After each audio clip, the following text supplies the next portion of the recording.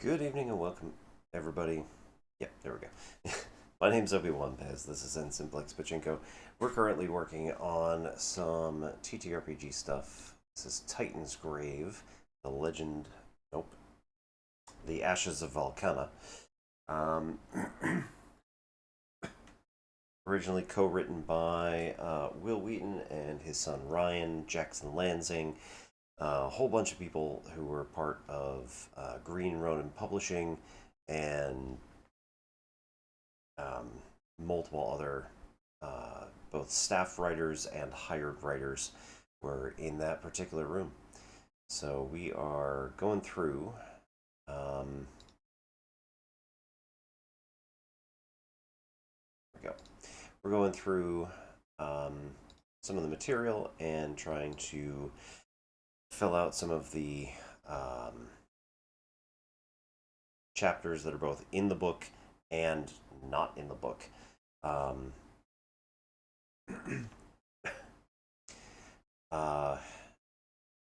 So yeah, we're gonna go through well, we're gonna go through all of it eventually.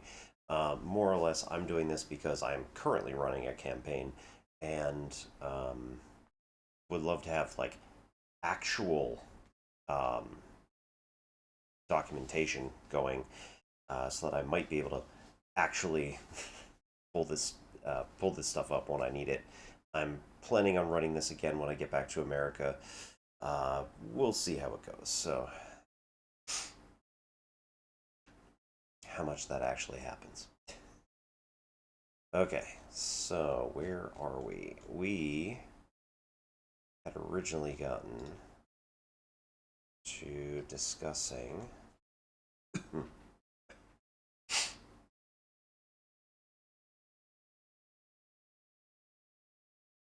right, what happens at the end of the automaton factory in Skyside Stronghold.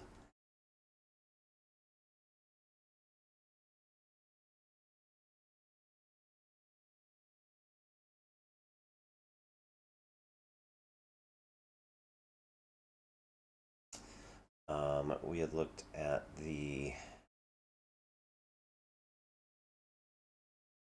red neon door. No, it was wind. It sounded like thunder for a second, but the sky's like mostly clear, so it seemed very strange. Would have been strange. But again, not what was actually happening. So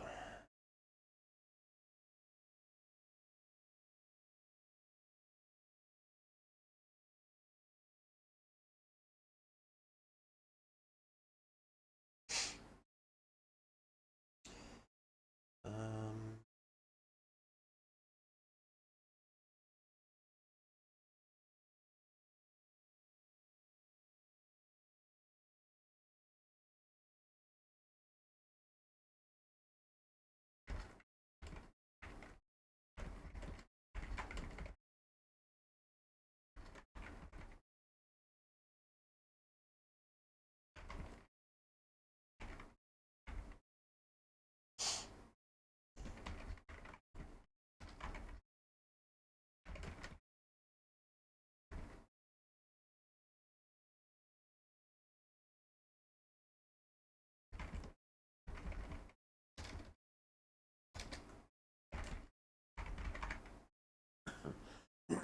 okay.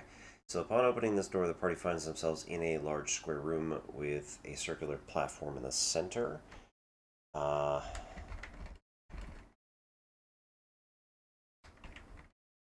Beneath the platform, no. The Oh my goodness. Platform is a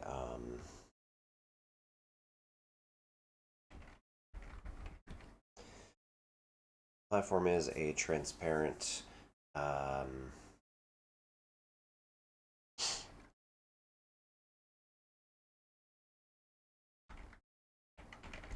glass-like material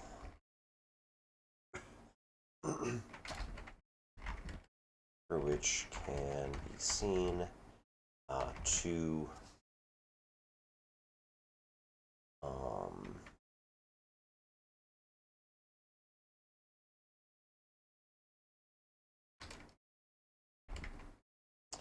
two spindle-like arms of different lengths.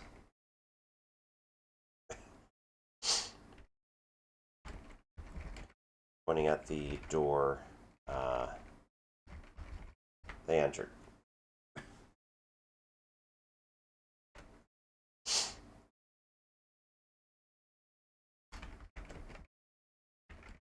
Around the room there are 10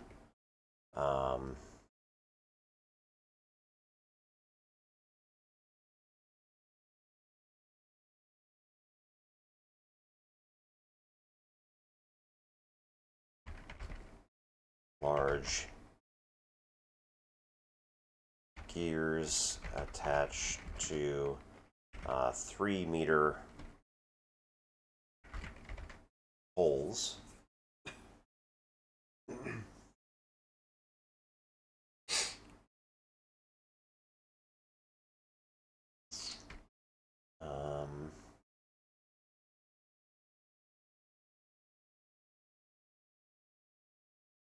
The way that I'm looking at this, it's basically going to be like a pole sticking out of the ground 3 meters tall, and then like a little bit, well, more like that, little bit sticking out the top, and then the gear is just like put onto it.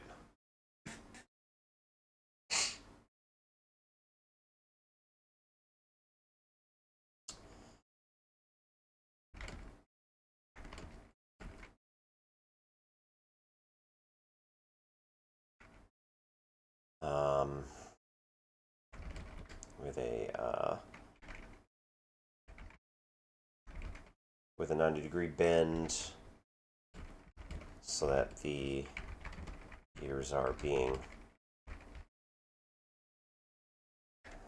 the faces of the gears being presented to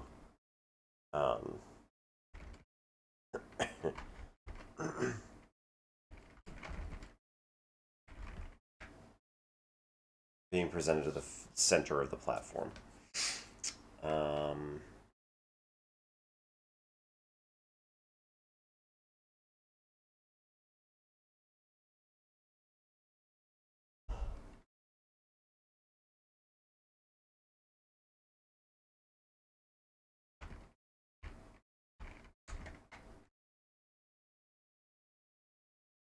Only mathematicians will get that. Inscribed circular platform. Oh, you mean just like that big? No, like the room is this big. The circle is also basically that big.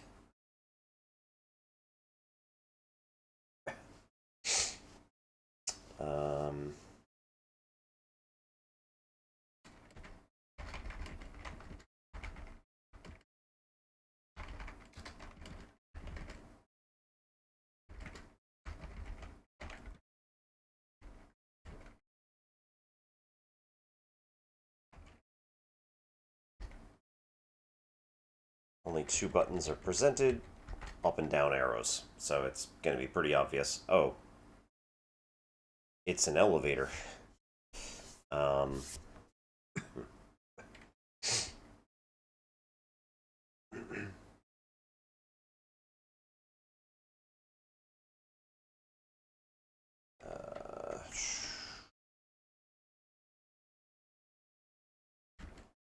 Let's say 10 meters square.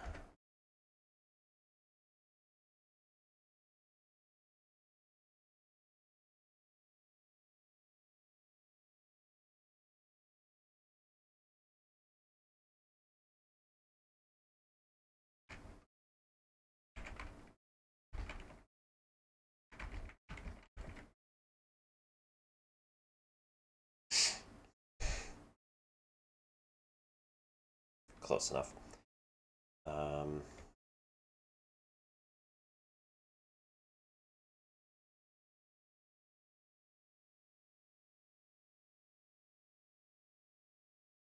Alright, so 10 large gears attached to the tops of 3-meter poles with a 90-degree bend so that the face of the gears are being presented to the center of the platform.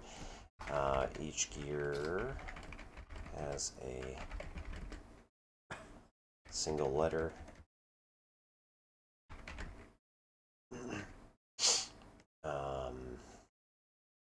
Painted, I guess.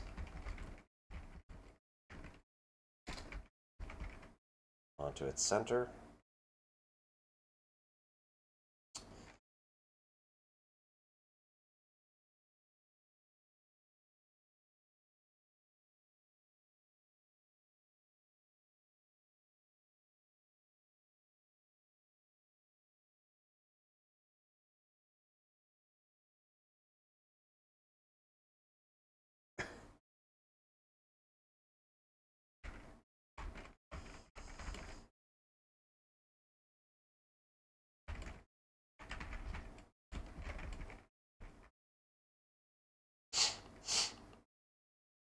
Approximately 1 meter above the floor, there are also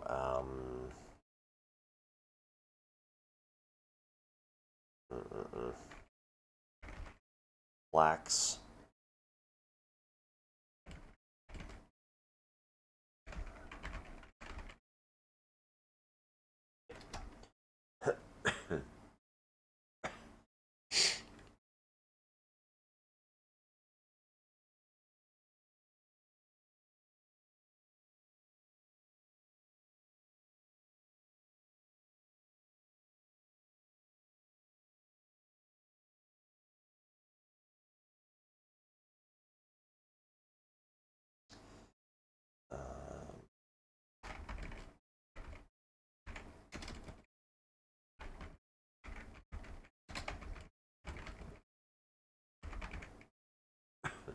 Each plaque has painted on it a word.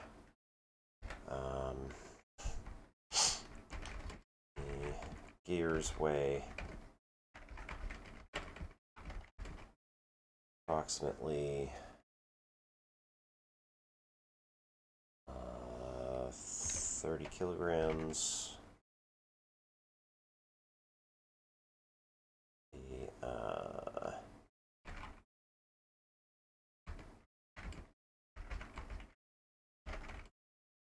And the plaques weigh approximately 60 kilograms.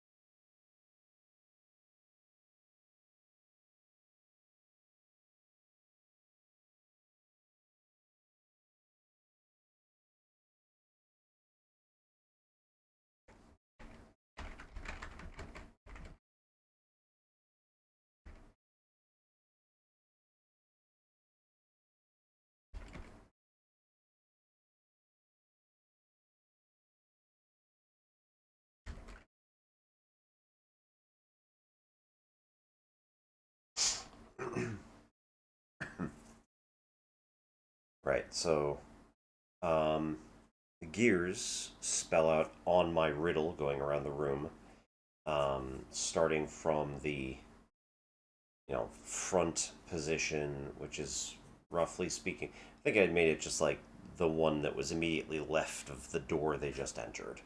And there are 10 of them going around the room. 4, 5, 6, 7, 8, 9, 10. Yeah.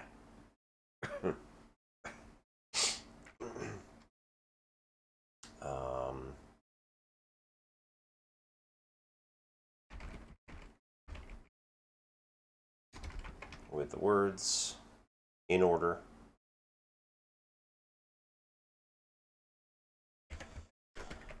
Spelling out on my riddle.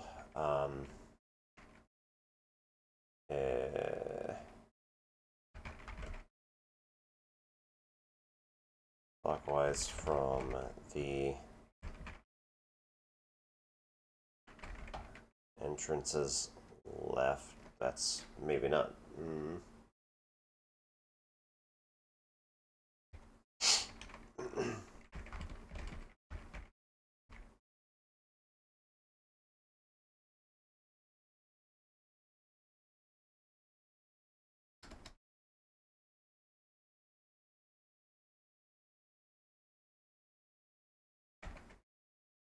from the left when entering.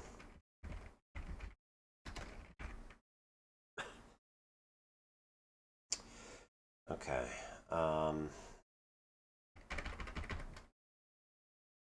I need to get the book because I forgot that downstairs. Or did I? No, I definitely did.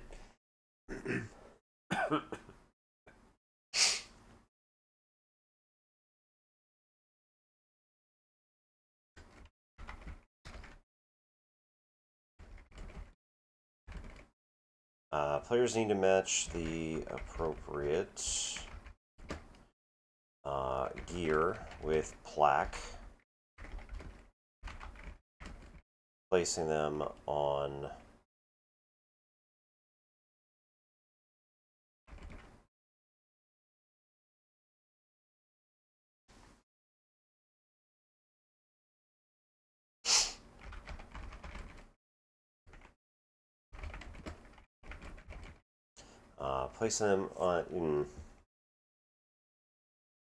on matching poles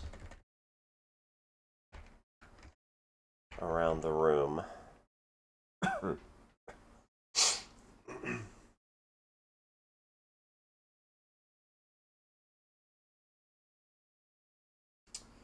You know what?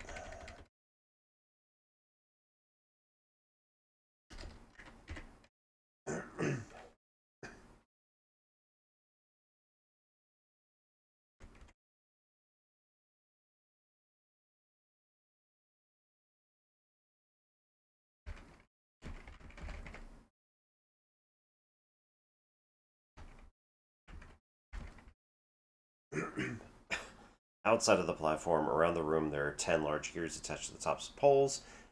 Okay, players need to match the appropriate gear with Plaque, placing them on matching poles around the room. Adding one letter to each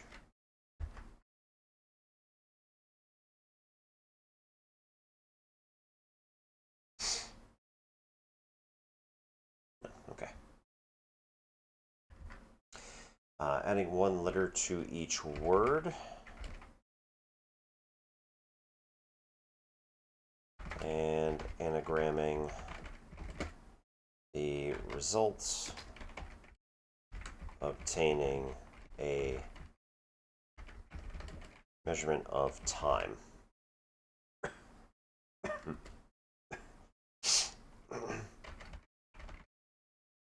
Starting from the first position,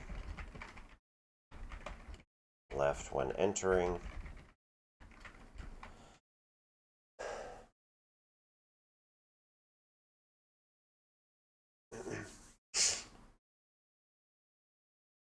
You know what? This is a good break here. Tell you what you need to do. So players need to match the appropriate gear with Plaque, placing them on matching poles around the room, adding one letter to each word, and anagramming the result, obtaining a measurement of time. Starting from the first position on the left when entering.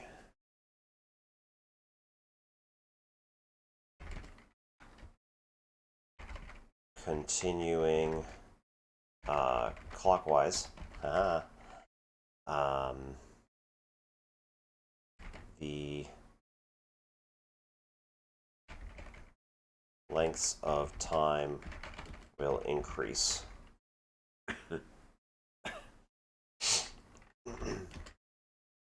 So this is seconds, minutes, hours, days, weeks, months, years, decades, centuries, millennia. I think it's millennia. 2, 3, 4, 5, 6, 7, 8, 9, 10.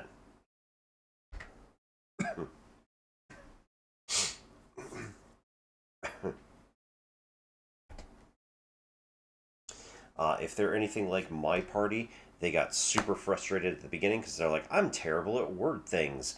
And then they were just like, screw it, let's just like put things together and see what happens.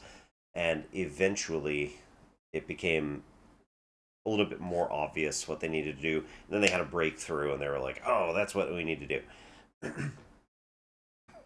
At one point, Kit, who is played by the lady who definitely complained about this puzzle. Hey, Sai, how you doing? Well, this was the product of last 2 weeks ago when I did this, because I was like, I had like one one tab that said TitansGrave story, and then it was just one single document with like page breaks, and I was like, this is not gonna work. So I decided to do sub tabs for each of the individual chapters, which is going to work much better, because now we can go to any particular tab that we want, sub tab that we want, and then you can add sub tabs to the sub tabs if you really wanted to. I'm not doing that because that's insane. Uh, it actually won't help, I don't think, in this particular situation. So, but yeah, we're doing setting in history. The Orions were the robot uh, creatures, and the specific ones that apply to this story. The crowns are the BBEGs, perhaps unknown to the players for quite a while.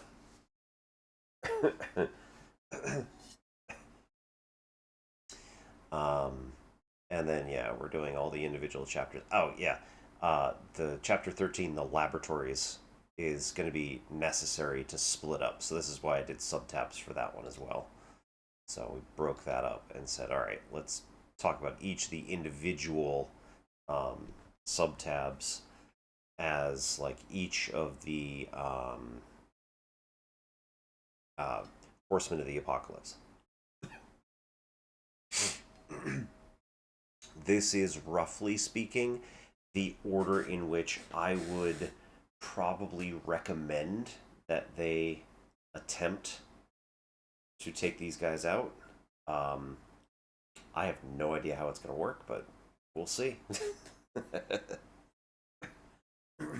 No, no, no. So this is TTRPG campaign.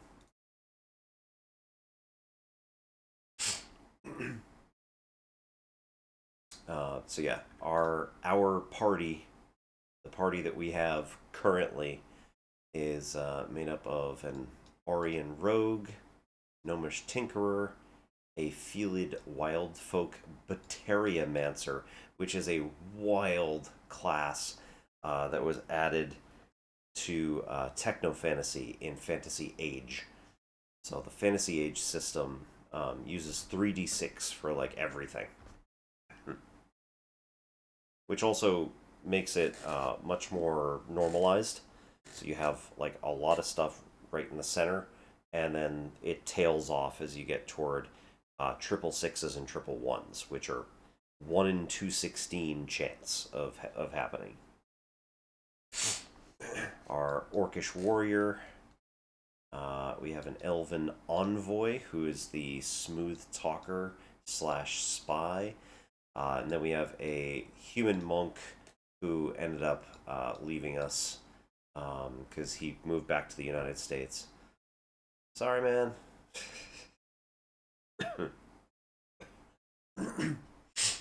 Eh, I mean, this is something that I've been working on for basically like 10 years. Um, I There is a book, right? There is a book which already exists. And I played this once with a group in 2016, so roughly 10 years ago. And it was okay. It was brand new. It just came out, and there were a lot of issues with it that I've been kind of working through and seeing what I could do to change it or mess around. I've added extended tasks. So, for instance, doing science tasks, um, is going to take people, if they're trying to do something in downtime. Let's do a science task.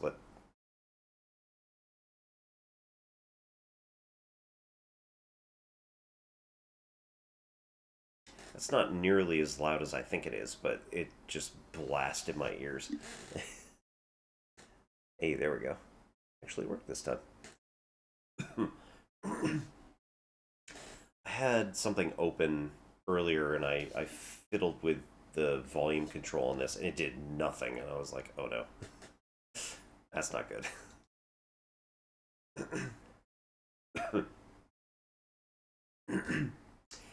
Yeah, it definitely feels like it's starting to get a life of its own. So through chapter 11 here, um, the story is basically like there's the prophet who came about in this world 500 years ago. She started like trying to take over the world, and then a group of heroes rose up and put her down, and like that's the story. And then recently, agents of chaos, i.e., like monsters and stuff, have started showing up, and it's like this is kind of weird because this is like the stuff that would happen when the prophet was starting to come into power. So a few people have started making plays, making moves, trying to consolidate power and figure out what's going on, and there's a whole bunch of stuff going on. So I've worked at like um, the main city where we our heroes are currently spending all their time, and like I've really hammered it as hard as I could to try and figure out like what to do with it. Um, and there was a map of the city. It's in here somewhere. Yeah, there's this map of the city that I have in my book. I've given the group like the paper copy of this map and unfolded it on the table. Um, but this is also in my book that I have like written in tiny, tiny letters like what all of these places are.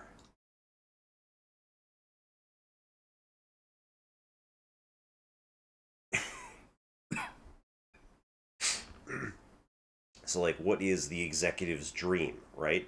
I made it a high-end clothing shop. Uh, the green is just open space. Biblioteca is a bookstore, not an actual library. Um, Glass Steel Studios like arts and other cool stuff like that. Uh, but this person will also like make windows and whatever else. Dragons and Donuts, pretty self-explanatory. Coffee and donut shop. Um, uh, right. I wrote out a bunch of other stuff for like Grushanks and whatnot. There's a couple of pages that describe what some of these places are, but it's like one from each of the different regions of the city. So, yeah, sorry. I don't like that song. I should probably remove it.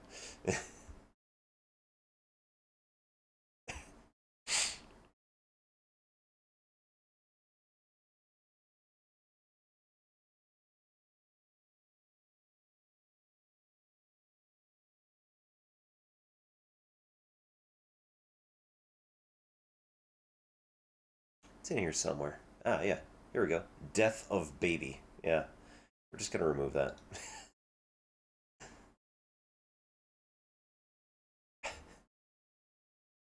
Weird. Yeah, this is from No Copyright Sounds. I've added a few other things in here as well, but really hope I didn't change the settings. No.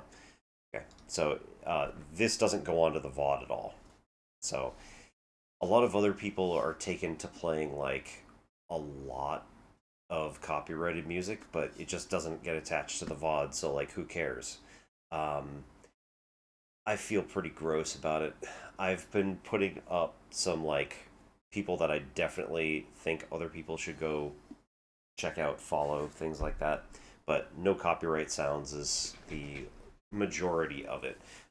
Unfortunately, lately, they decided that they were going to um, send copyright, not strikes, but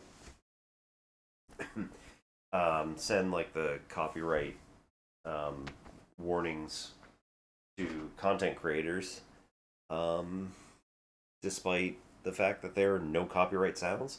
It was like, you have copyrighted music on here. I'm like, no, actually, I don't. So, I've been a little bit upset about that.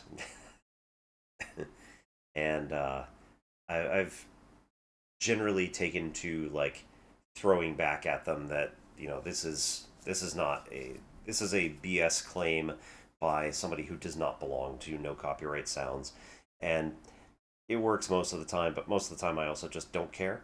So at this point, I've removed uh, I've removed the music from the VOD. Hydrate. Yes. Well, I guess I won't reach for the coffee.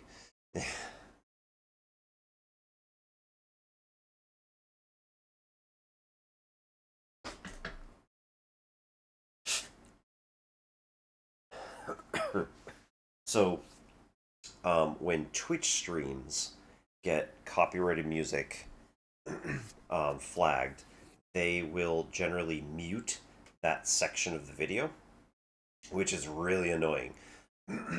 um, so I will go through and I will say, like, if it's from no copyright sounds, I usually tag it with I have the rights to play this music because it's considered fair use, because it's an open license. Um, I guess it's not even fair use. It's an open license. But lately, with all of the nonsensical claims, and I think that there are actually a few artists who used to belong to no copyright sounds who have since rescinded their like their ties with them. So in theory, some of that music might now be copyrighted. But at the same time, like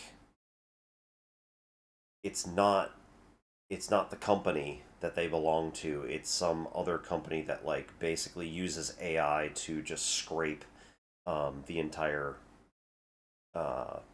platform for anything that resembles their client's music and their client's music.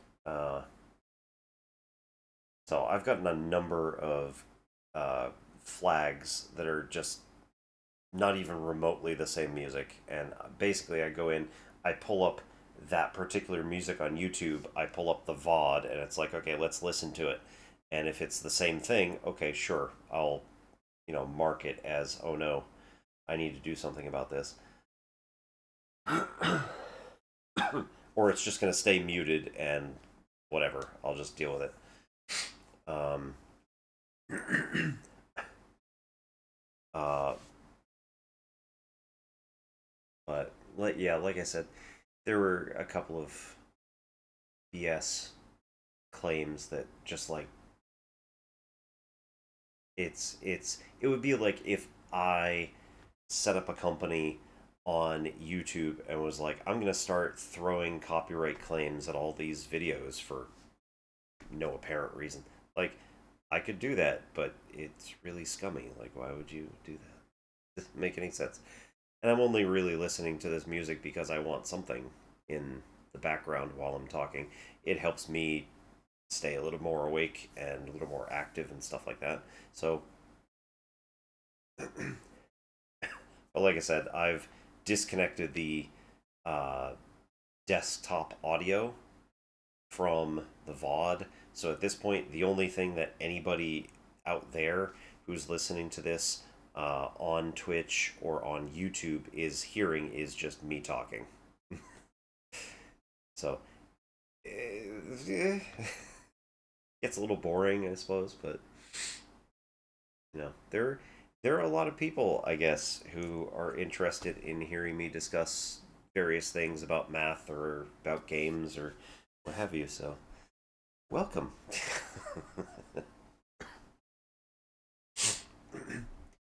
Yeah, I'm a little upset with the uh there is actually a lawsuit right now where No Copyright Sounds has taken one of these companies to court over claiming that all of this music is copyrighted. They're like, no. Look at the name of our company. Like, what are you doing?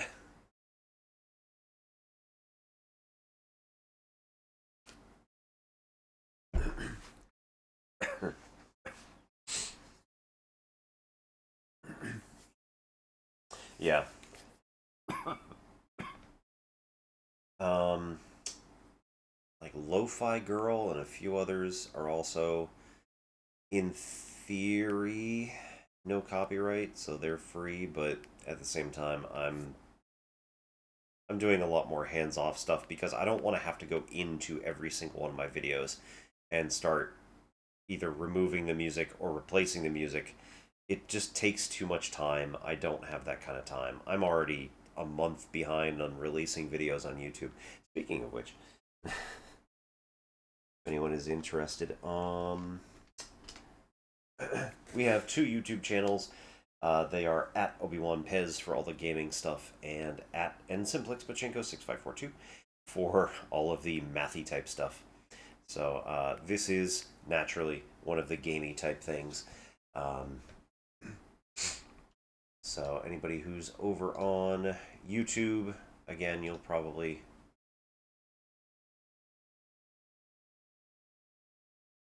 almost ever so slightly too large. 25, yeah, perfect.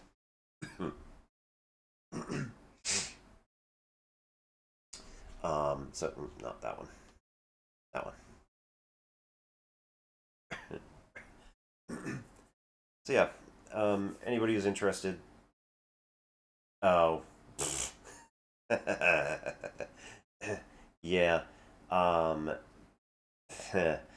that's because you have your auto mod set for a slightly higher um, setting than my name allows. The name of the channel is blocked due to the fact that it contains a subset of letters which are a slur, despite the fact that it is not remotely related to that. Yeah. So Pachin Ko is getting censored. Yes.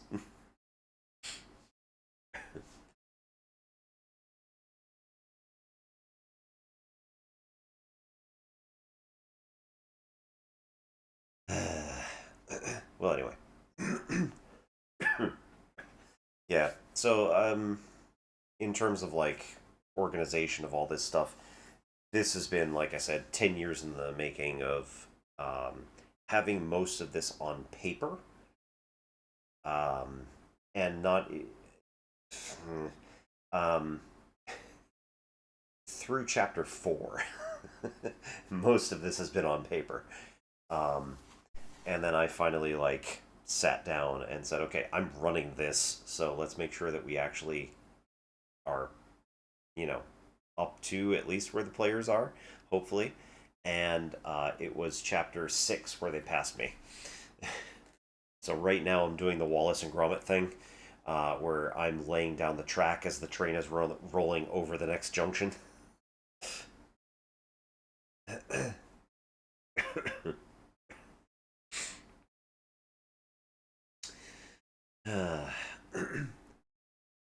And like I said, at the first break, which is going to be about 15 minutes, I'm going to go grab the books, which I definitely thought about doing before I started stream tonight, and then I was like, nah, it's fine.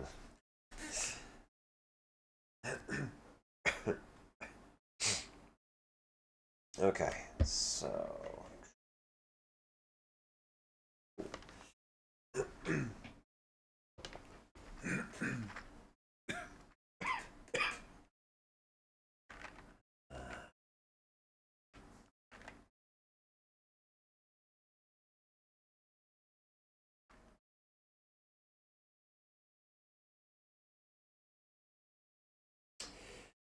I mean, if you know what you're looking for, the tags and the stream type is pretty good, but like, yeah, it's going to be really hard to get people to my channel specifically just because I'm so small. I say small, so that we have almost 790 followers. Awesome, thank you everybody. Um, but still, you know, I'm a random middle-aged guy who's just kind of doing a lot of random stuff. So,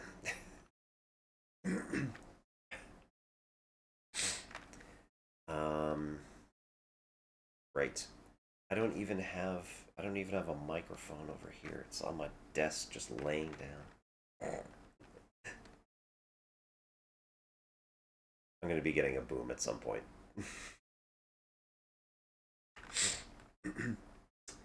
Okay, so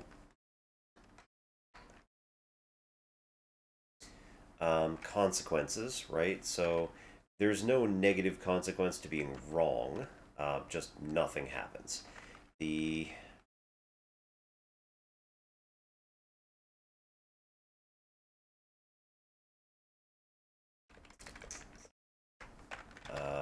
when no, we can do that on this one. That's fine.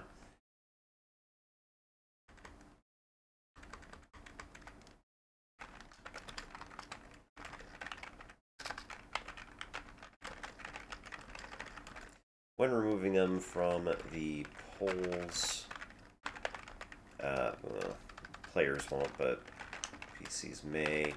Player characters may notice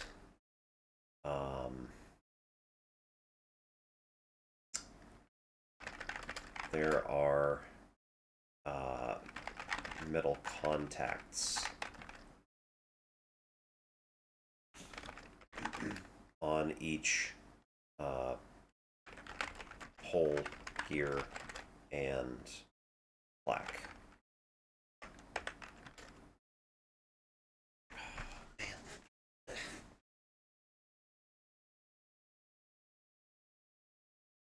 Now I'm going to be tied down.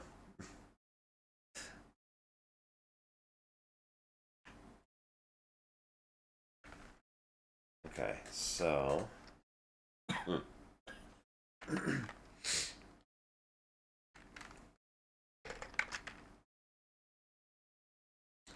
place them on matching poles around the room.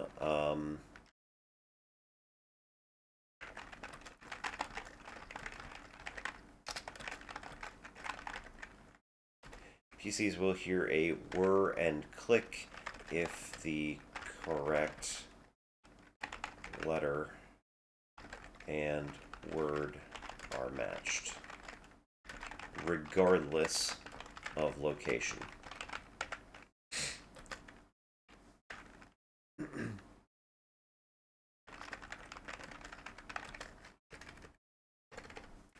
Players must add one letter to each word, anagram the results, obtaining measurement of time.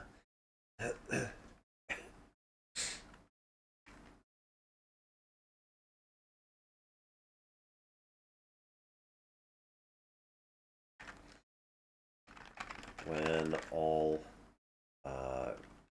gears and plaques are placed in order, the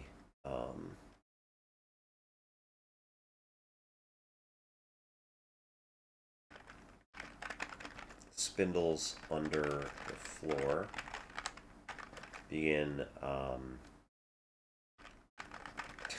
spindles spin. Of course they do.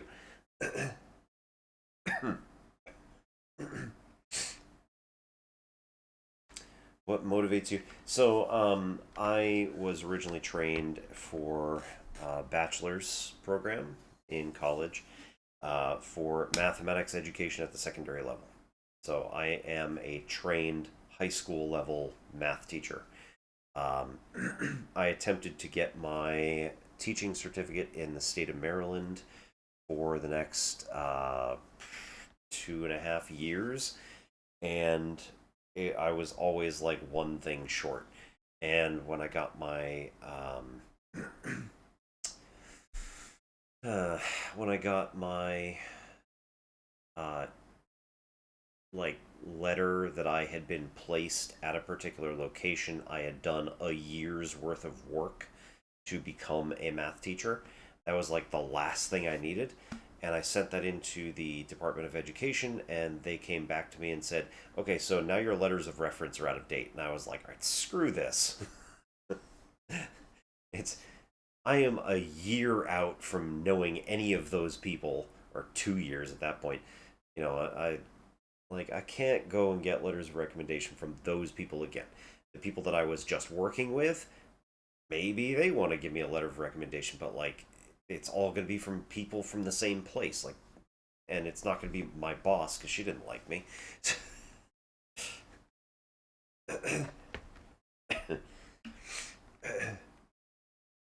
So I worked. I basically threw my hands up at that point, and I was like, I'm not doing this anymore. And I got a teaching. I was then applied.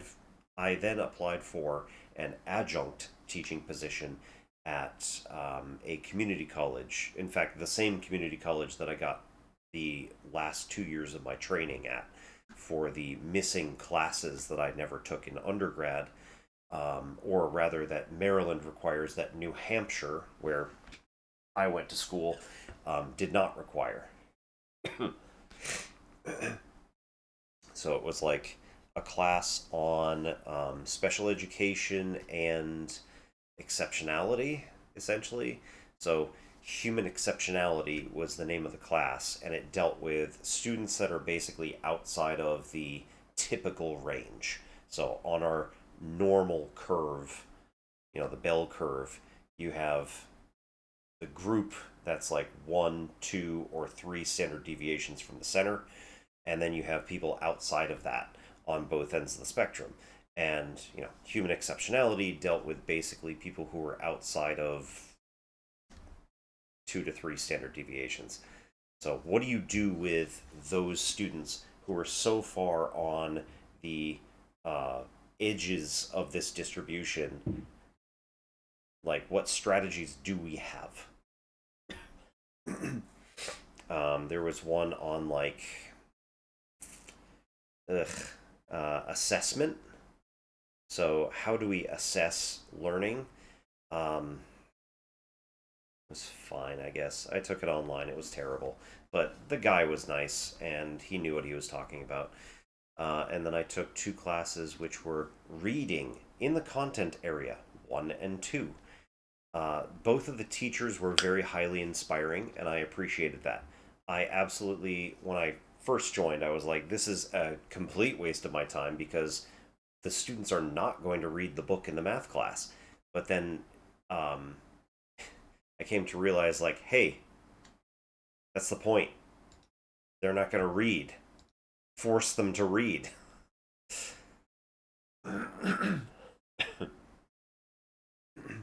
So, makes it a bit interesting. I worked with a guy who was from DRC, Democratic Republic of Congo. And I should say, I don't remember what. Hang on.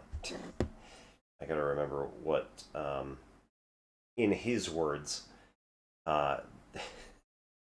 I was like, yeah, where are you from? He's like, well, it kind of depends on who's in charge this week. I was like, ooh. Yeah, Democratic Republic of the Congo. So he'd been living in DRC since, the days they were calling it Zaire. Um, and he was about my age. Uh, at the time, 22 to 25, somewhere in there. And like the two of us worked together all the time. A, because we're both math people, and B, because he was just awesome. um, so we were often like partnered up to try and work out like, okay, so how do we do this with math? Because goodness knows we're gonna have to figure this out. And then we had a third guy who was also a math teacher. We were the only we were the only math people, the three of us. And also like everybody else, I think everybody else in the classroom was women. We're like the only three guys who are then working together, and it's like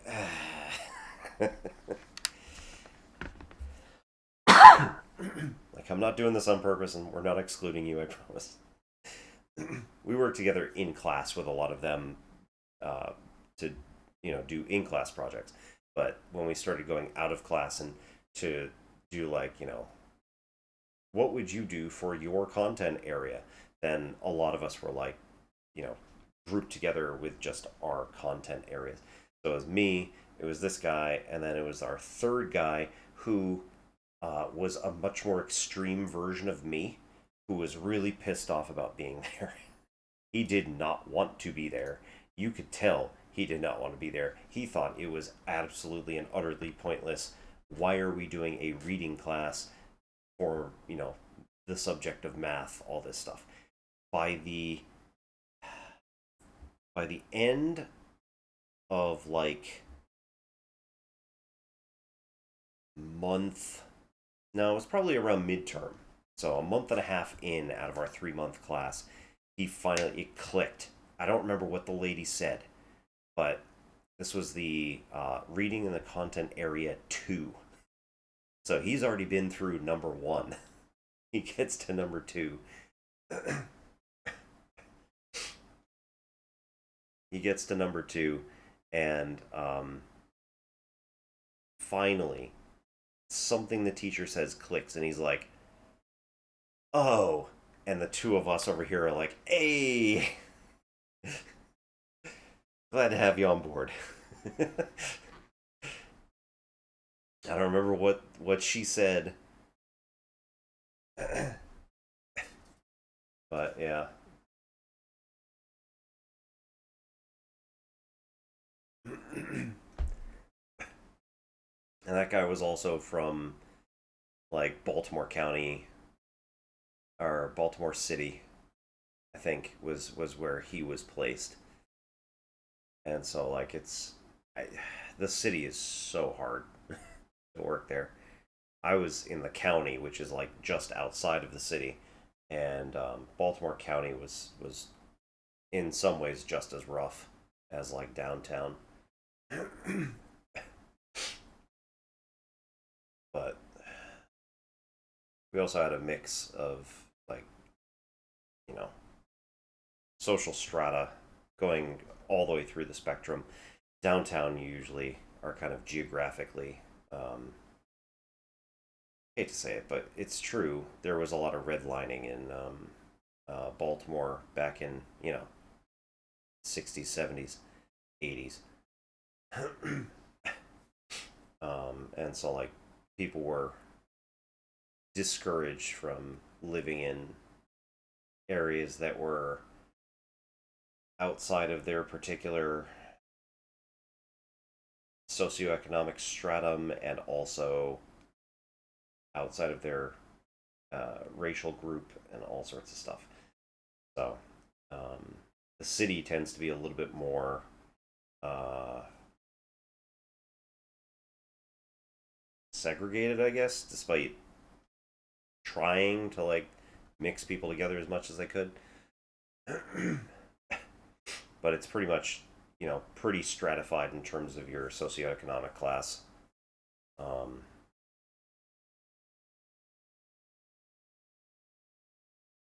yeah, it was rough. uh, so I started working at the community college as a adjunct professor. I worked there for 3.5 years while I was also getting my master's and also getting um, or working 30 hours a week at a data entry position.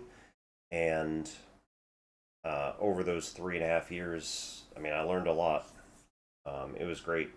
And then I ended up getting permanent positions at that community college. Uh, Held me for 15 years, and then we moved here to the UK. Um, I've been here for 2 years now, so everything's kind of crazy, man. So we have one more year on the billet, and then we're probably moving back to Maryland again. And there's a good chance that I'm gonna try and run for uh, school board. So see if I can get an administrative position um, doing that. And then I also, if that falls through, or what do I do until then? I would like to get into some sort of administration. Um, so run something. I'm getting to the point where I'm starting to get old, and like, if I can affect change over people that I'm working with, rather than trying to do it all by myself, and like suggesting to people around me that it would be interesting if I try this. If I was like in charge of stuff and said, "Hey, you know, here's a thing you can do, and you can put it on your like, you know, end of year report to say you should give me a raise," um, then more people are going to try it. So should be interesting. We'll see if anybody actually like decides to take me on. Especially since I've been out of the game for 3 years. All right, we're going to have a 3-minute ad break here. We will be back, and then a little bit of goodness, such a small space. Eh, Maybe we can do some karate. It'll be rough. Might be able to do. Can't do Basaidai. That's too big. Might be able to do Nyanchi. But anyway.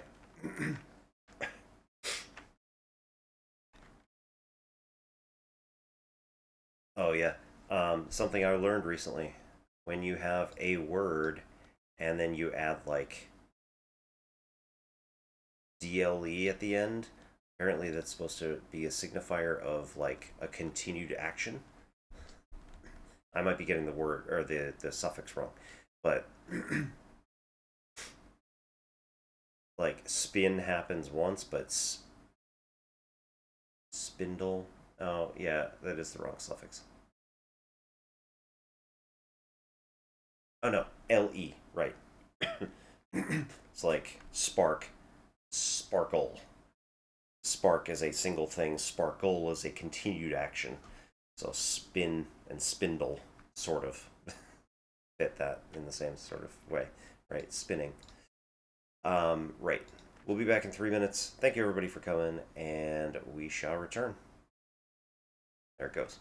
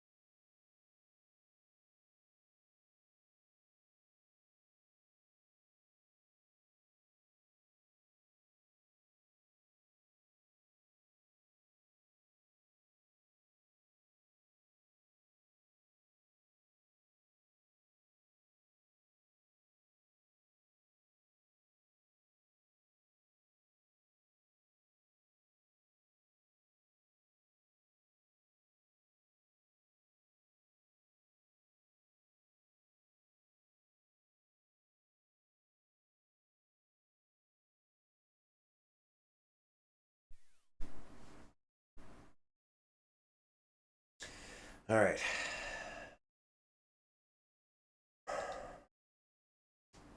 So, we are looking at. I said I was going to do some karate. Let's move over to this account. Woo! All right.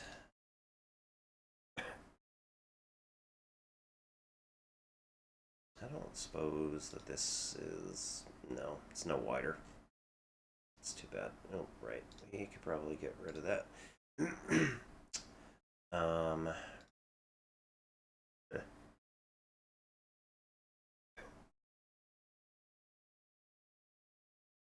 Okay.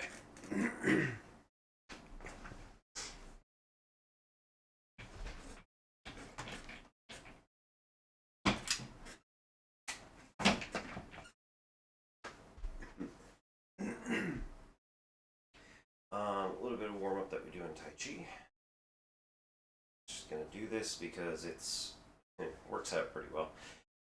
This is a set of warm ups that are from Master Huang, who is a Tai Chi master in Malaysia. I've never met the guy, but my Tai Chi master here in Yorkshire has gone himself. So he got permission to teach Tai Chi and to keep the legacy alive.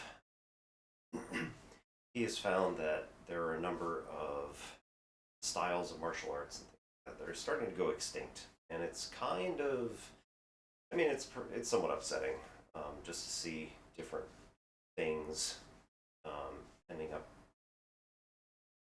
not making it. So anyway, this is just basically twisting a little bit and then letting our arms get close to our body. It loosens up everything, encourages synovial joint fluid to kind of get flowing and move around a bit. And then we do front as well. I'm not actually like moving my arms intentionally so much as guiding them as they're being flung around by simple forces. So in this case, basically, I'm just letting my arms swing as they normally would. However, every time that they swing downward, bob a little bit on the knees, and just like a kid on a swing, right, they end up getting more energy. I am guiding them, but I'm not pulling my arms in any particular direction. As long as they don't crash into each other, I pretty much just let them fly where they're going to fly. Takes a bit of practice too. And then we can switch also which one's closer and which one's further away.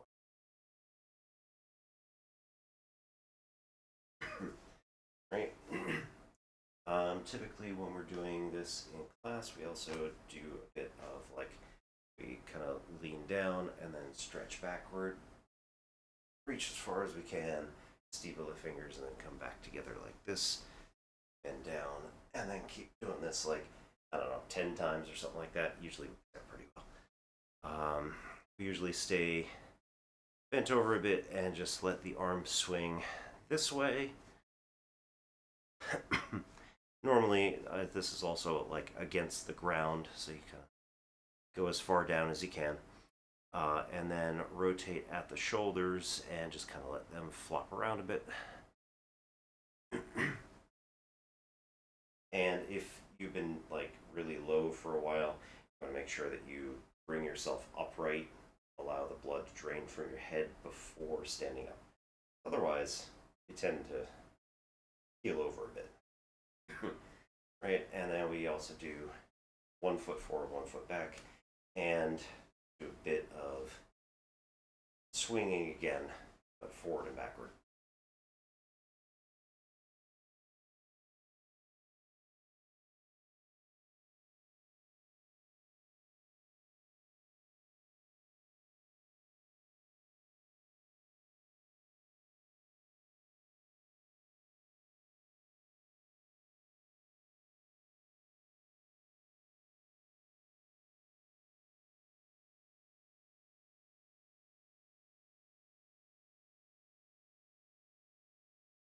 right now. So I didn't get the book. That was like my one goal when I went downstairs, was to get the campaign book. All right. Whatever. It's fine. I remembered. Okay. So for karate, this is Tang Sudo, brown belt form number 1, called Nyanchi 1, which is almost exclusively a sideways movement. Alright.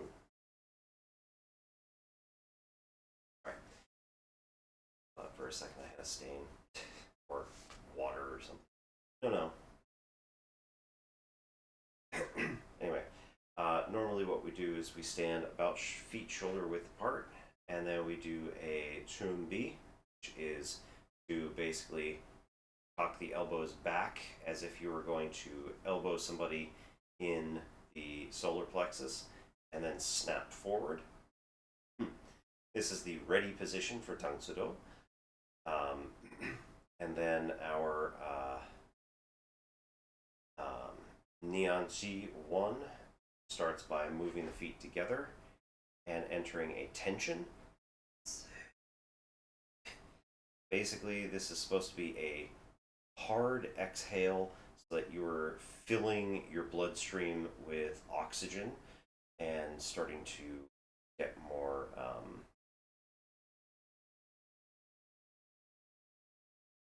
yeah, you're just getting more oxygen in your bloodstream.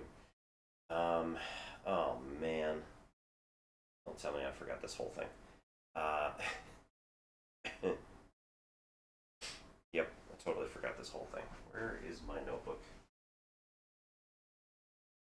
There it is.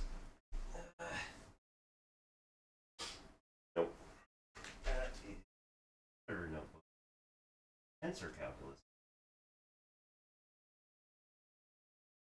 You probably can't hear me.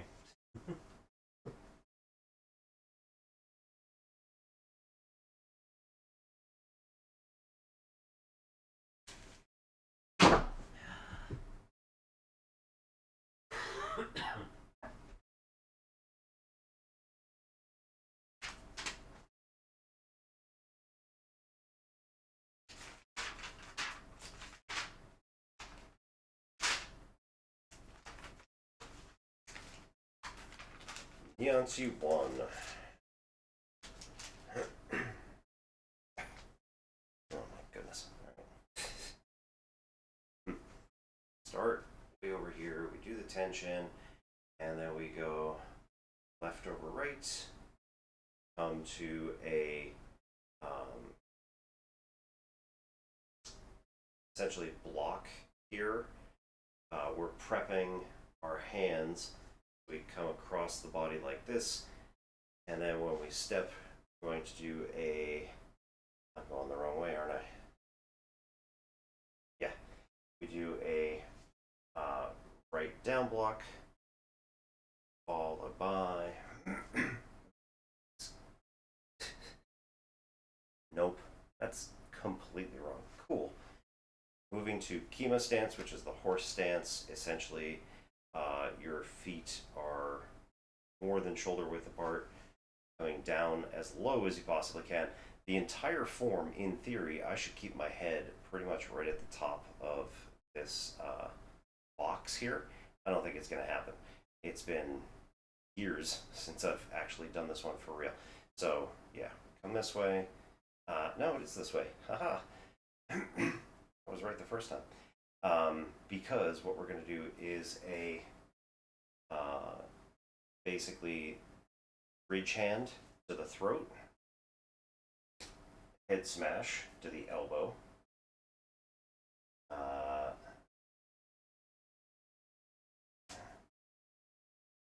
down block on the right, and then crossbody punch to the left. And then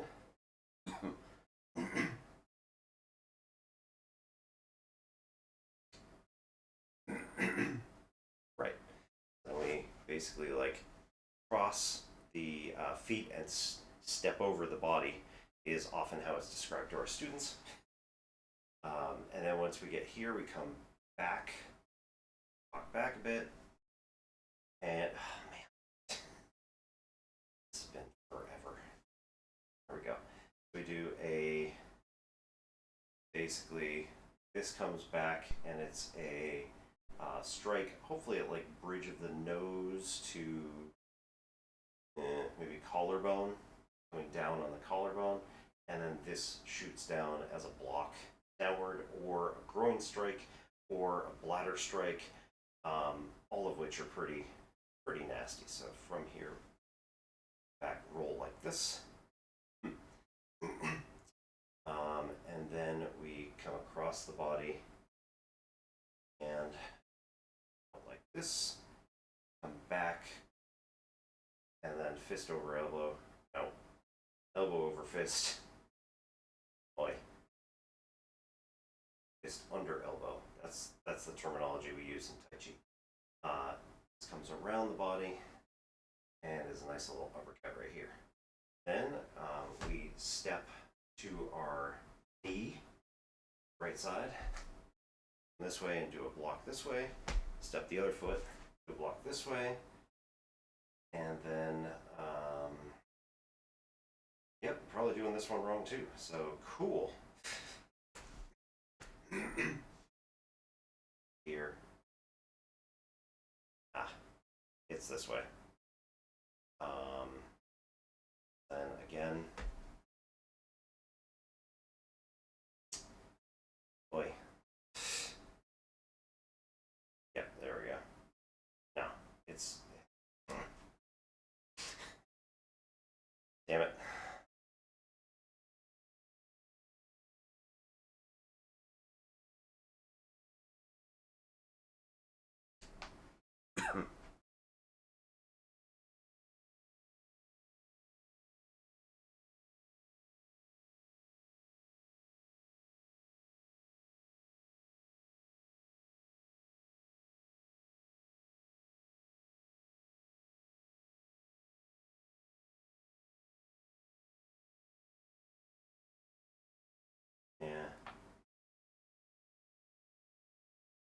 Yeah, I did the wrong side was the problem.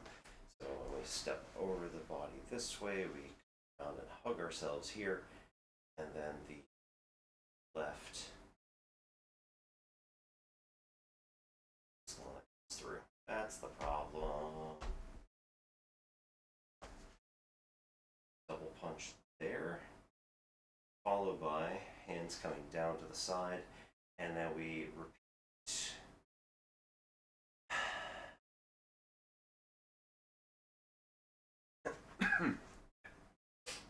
Left hip, right fist, left against, step, Ema. Right. Then we come to the other side here, this side, and then we do the bridge hand, head smash, down block, cross.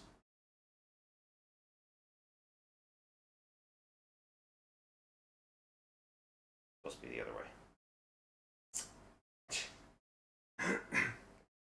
This is turning out to be a great event. Yes, wonderful for you all to see this. It's all right. Everybody needs to be able to see everybody else struggling occasionally. But Unstable Deus, this is a 2-year atrophy of Tang Sudo Karate.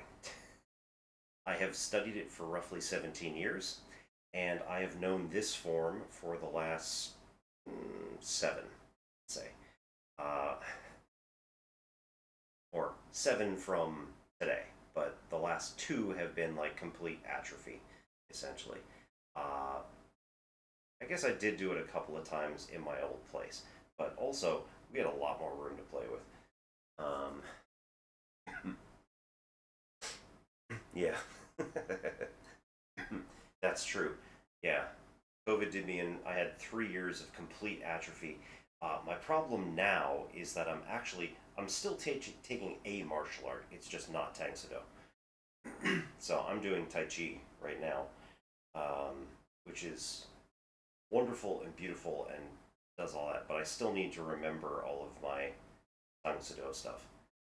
The good news is that, like, my black belt form I'm pretty good with still. I need a lot more room than this.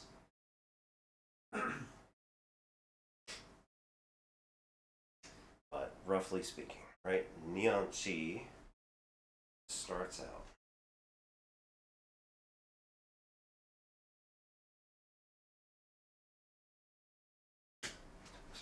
There we go. Okay.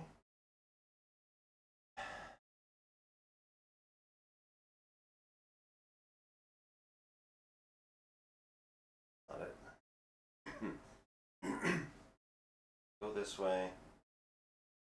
Then, oh yeah, it's this through.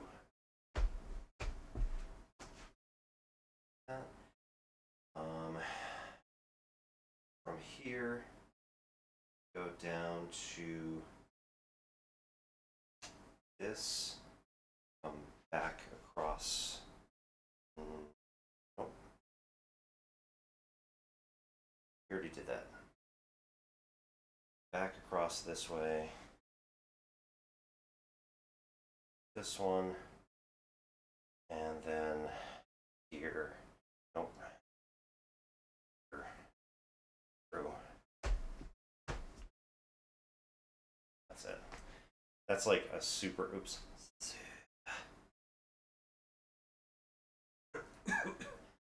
It's a super short form, and I don't know why I keep screwing it up, but I do. So our Tai Chi form starts with feet together, V shape, bear stance here. We tuck into the right inguinal crease, straighten the left foot, step out, foot as front. Then we tuck into the left inguinal crease, form the energy ball type thing that we do over here, and turn on the right heel forward. As we get to this point, switch the hands across the other way, step forward the left, do a ward off this way, straighten out the back leg.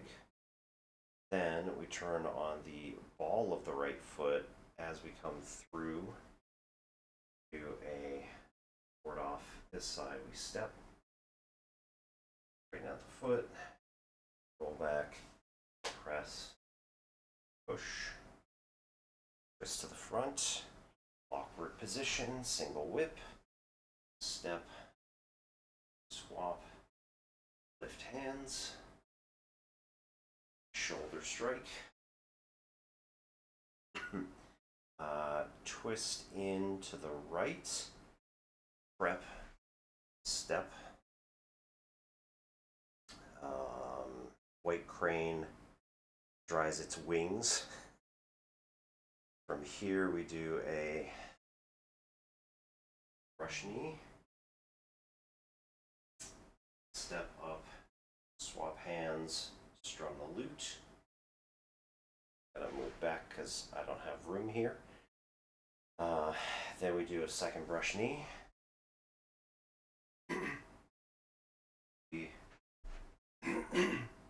Lean back on the rear foot, turn 45 degrees and bring the right hand down as a fist. We kind of like wind up, step, my foot facing the front of the room this time, do a back fist parry, and then come through and punch here. The Rufeng Sui, where we tuck into the left inguinal crease, bring the hand underneath, and then take the weight off the other arm, lean back and push, lean back again and twist to the front. Feet end up in this weird like pigeon-toed sort of thing, but it's okay because in this case, in the other cases we kind of like whipped, did the whip action and ended up twisting out of it. Here, we end up just kind of stepping out of it, giving most of our weight on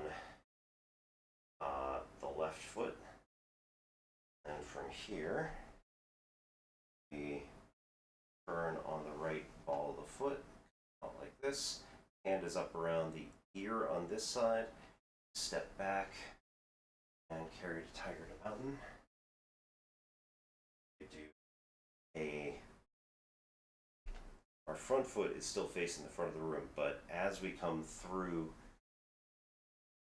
it snaps with the hip. Try and move all of the forces that you're generating here. And generally speaking, we're working against somebody who is more aggressive and usually stronger, and so we snap into it, bringing all that energy with it. And usually the person is essentially self-defeating. They end up using a lot of power, and you use these super soft techniques, and you use their own power against them, which is really what martial arts is all about in the first place. But from here, bring the hand up, right hand up, do a roll back, press, push, awkward again to the front. My feet are now essentially like this. Come through, curl into the hip, which puts a lot of tension on like the knee and ankle, but then snap. We do a single whip. This is also pointing now 45 degrees to the front rather than 90. And then from here,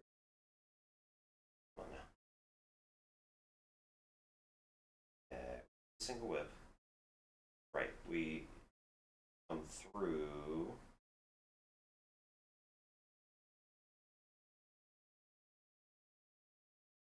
Yeah, we still do the step. Hand comes through, we lean forward and swap position here. Drop this, lean back, turn 45 degrees, which is now straight at the wall. We come through, slap, second step, and then we do a third step where this hand comes forward and is going to basically just put force onto whatever the target is, somebody's face.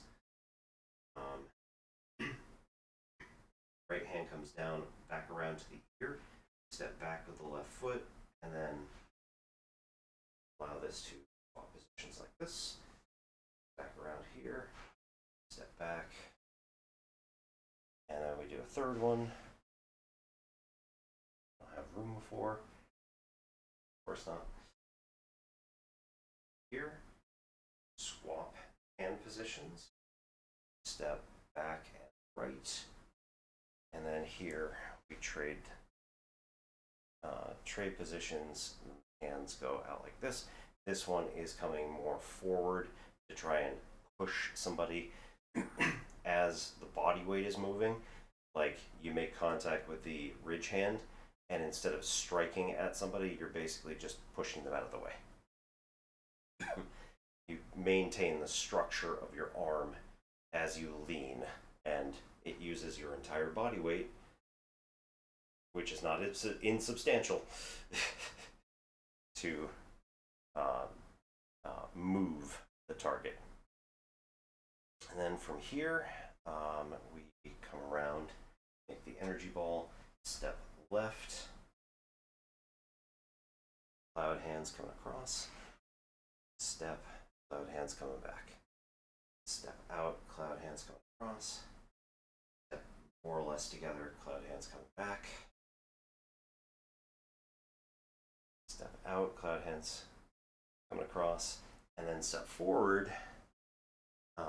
This is a ward off to the front. Then as we tuck into the right inguinal crease here, we duck this hand into a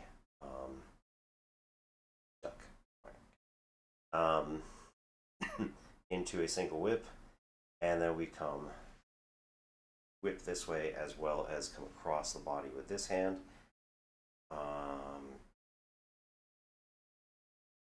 This is now, oh, yep, step out. And then as we lean forward, we reverse the grip on this hand. Then we duck down and grab essentially the back of the pant leg with the left hand. And then as we come up, we're going to twist over and then do a block, knee and elbow this way. Step down, do a block with the knee and elbow this way.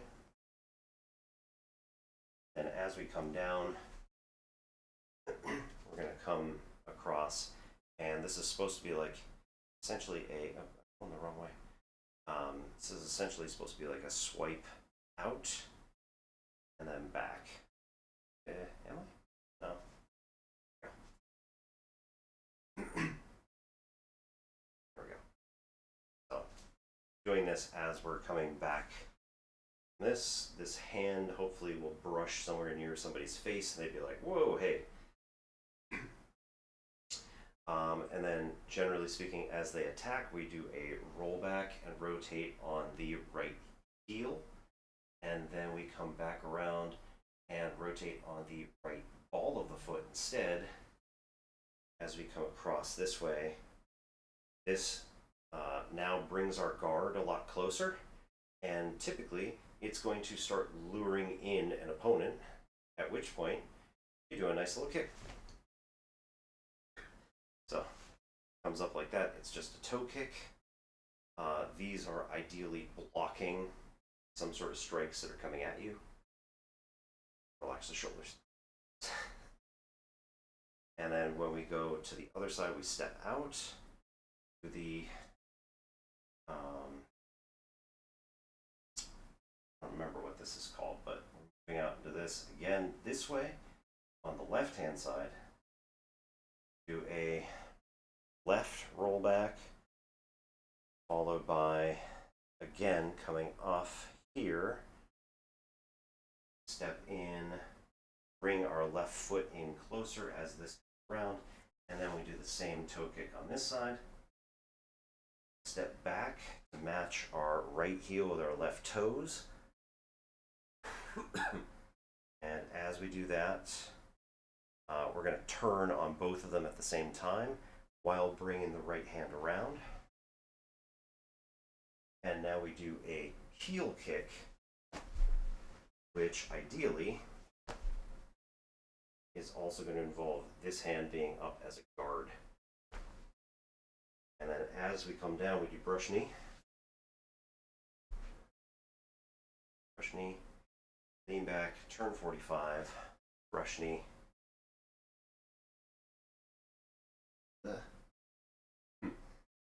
Lean back, turn 45, and instead of doing another brush knee, step up and do a low punch here, while this hand comes down as a brush knee. Depends on which one. So if we're doing the toe kicks,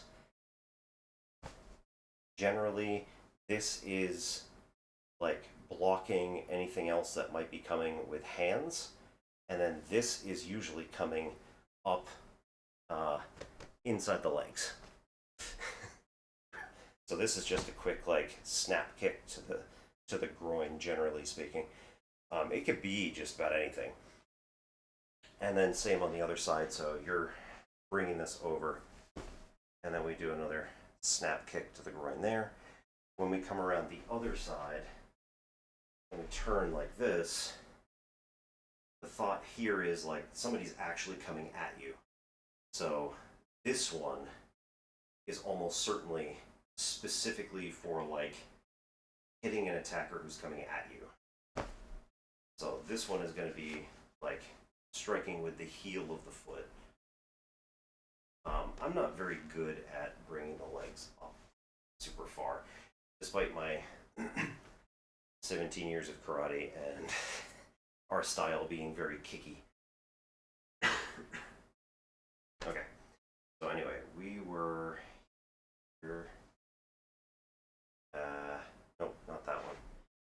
So it was step this way. This comes down. We do this low punch. Essentially, is aiming for like the bladder, the groin. Can do solar plexus like higher, but generally speaking, you're just getting the body low to begin with, and then have some fun. Figure out what's free. And my instructor also said that here you can use your forehead. If you lean in while you do this, you can use your forehead to contact solar plexus.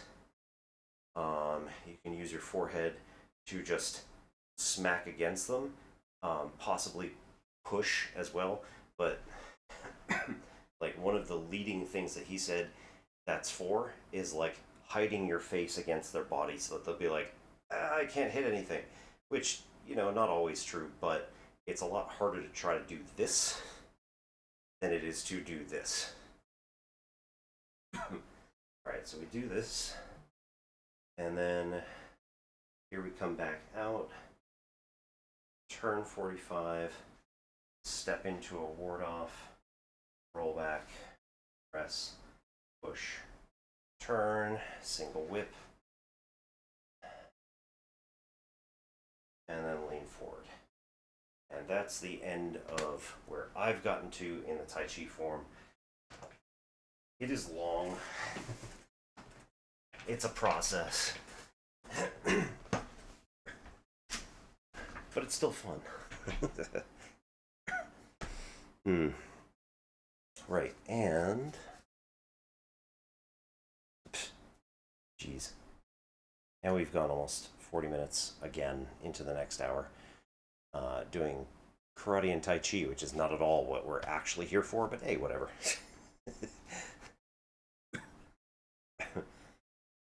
Usually throws them off unless they're skilled. Yeah. So that's the other thing about specifically Tai Chi Chuan, which is this particular version of Tai Chi. This is not your like old people in the park Tai Chi. This is like your so the other half of what we usually do on Wednesdays, I have what is effectively a private session with this guy. It's not supposed to be a private session. It's supposed to be a class. Yes, it is the combat Tai Chi. So the other half of the class, besides like practicing the form and trying to get like, you know, form to my movements, the other half of the class is something called pushing hands. And if you've ever seen pushing hands, it's bonkers. So you just basically like are kind of rocking back and forth, doing some sort of motion together, and then at some point somebody either screws up or decides to take action, and like, you know, you try to push the person off balance. And ideally, you've got two different forms. You have the dynamic, where you're actually like stepping and doing all sorts of stuff and trying to knock somebody out of the ring. And then you have the static, which is you have your feet on two places on the ground and you cannot move them from those two places. That is testing your root. So how rooted you are to the ground.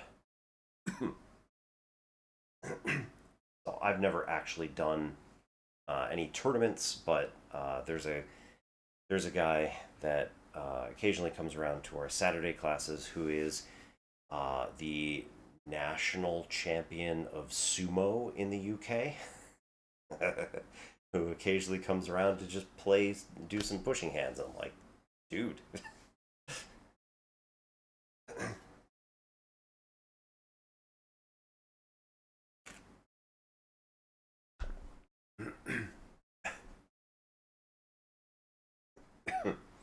All right, so lately we've been working on trying to port over a bunch of information from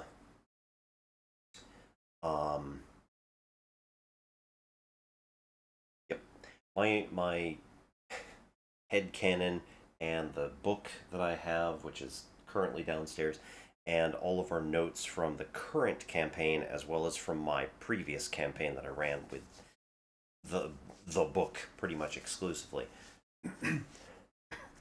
And so we're trying to like build up a better picture than what I have done so far. And going through a bunch of this, we've found some areas where like cohesion could be improved a bit and cool stuff like that. The story thus far. Oh goodness, there's quite a lot. But essentially, our heroes found themselves in a either as police officers, mercenaries, gang members, or teamsters working for one of the two major factions in this little, like, tech haven off in the northern country of the continent. So the continent is called Tasmetra. It is on the world of Valkan. Oops, not this one. It's not. That's not this one. Not that. Setting in history. So Terminal 2 is the town that they're in. It's somewhere up in this area. I think that is it right there. This continent is called Tasmetra. The Tasmetra Basin is right here, where basically all rivers end up draining into the Tasmetra Basin. It's very fertile land and all that good stuff. There used to be a desert over here on the Thorn. It is currently called the Copses because a terraforming project has been underway for like the past 1,000 years or something like that to turn the desert land into forest, and so it has happened. The southern regions, also known as the Souther, I believe, is the is mostly populated by Orcish tribes. Bunch of other. There's other stuff there. There's plenty of other people, but this was kind of the way it was back in the day. The orcs and the dwarves were once a couple of servitor races to the Saurians. The Saurians being,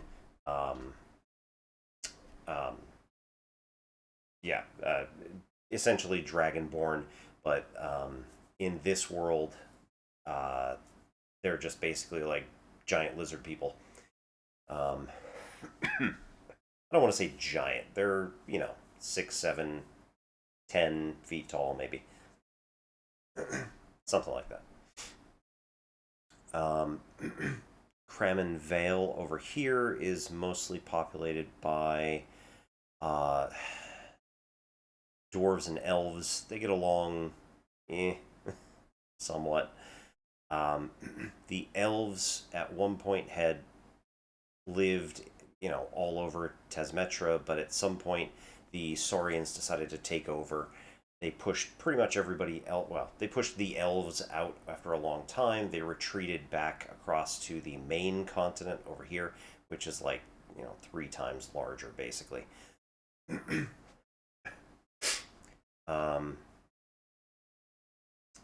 It has been like 3 to 5,000 years since any. Well, since most of the the Saurians want to take over everything. It's been a very long time. There was a cataclysm in which something unknown happened. You can see right here, there's like a shield essentially of mountains that ring this the wastes up top here versus the rest of Tasmetra. I have written that an asteroid impact hit somewhere up here, roughly speaking, and this is the upheaval that occurred in this area. There's also a bunch of mountains here that probably already existed, and this caused a rift to happen. So, like, a bunch of parts of the mountain ranges have been kind of torn apart, and there are giant chasms that are, miles and miles deep, that sort of stuff. Let's see. After the cataclysm, the Saurians mostly entered sort of a monastic phase where they were like, oh no, look what we've done. We've ruined everything. um, the orcs rose up and threw off the shackles, decided to become independent. The dwarves more or less just kind of gained their independence anyway by like hunkering down in the underground areas. The elves again were on the main continent over here and like just continued to build their society up. The elves also met all of the other races, so humans, halflings, the gnomes, anybody else who I'm leaving out was over here. Wild folk. Right, they were all on the main continent. The elves eventually met all of them, started trade routes, all sorts of cool stuff, built up their technology. Meanwhile, on Tasmetra, again, the orcs kind of like set themselves to be independent and live down in the south, the southern. Elves started coming back over the peninsula here across the Shattered Channel and started filling out some areas in the Cramin Vale. The wastes were basically just completely uninhabitable for a long time, and then some of the lower class, working class scavengers, whatever else, people all started moving up there. Not all, but a bunch.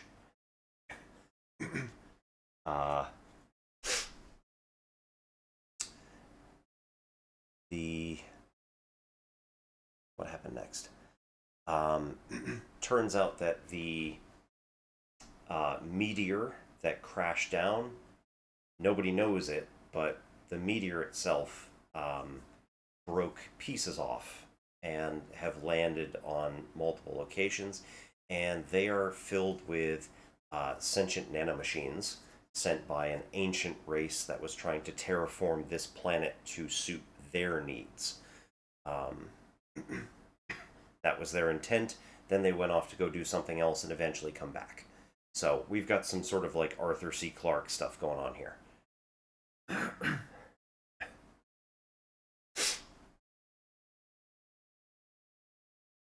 Meanwhile, at some point, various races were kind of tinkering with the gnomes mostly. Were tinkering with like the newly discovered magic, as well as combining it with some of their technology, and eventually created like little baubles and wind up like automatons. And then at some point, somebody created an actual full size robot. And with the combination of magic and technology being at the right level, they eventually made the Orions. So the Orions are a sentient race of robots who, through again magic and or critical mass, ended up coming online as a sentient entity. They are not automatically like mind linked or anything. They're not part of a collective or anything like that. It was just that I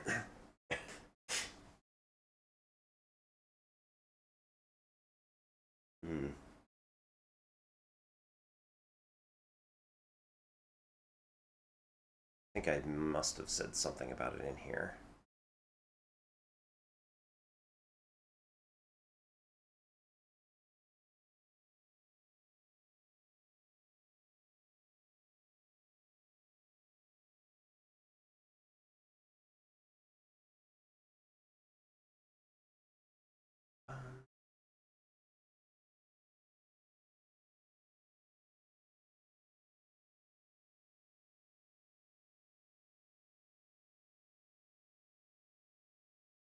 Yeah.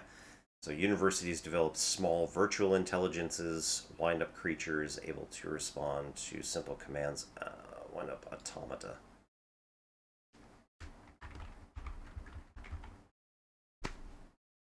I am speaking right. Yeah, okay. Again, slightly paranoid. I didn't actually turn on the microphone. Yeah. Wind up automata able to respond to simple commands. Over time, researchers melded Arcana and the intelligences, creating the Orion people. Orions learned quick about the nature of the world and their existence, demanding self-determination in a matter of months, not needing standard resources. Orions decided to create their own society in the Wastelands, so beginning to transform it to a place that people from all races could live. Replicated quickly, but had optimally sized city-states for their populations, welcoming and naive, the Orions allowed citizens from all over Volcana to share in their efforts to terraform the Wastelands and in their profits from computer components made in their cities. Food was still somewhat nutrient poor. Terraforming and genetic engineering projects in the laboratory, asterisk, asterisk, important here, made strides to enrich the soils with appropriate nutrients to sustain all local life forms.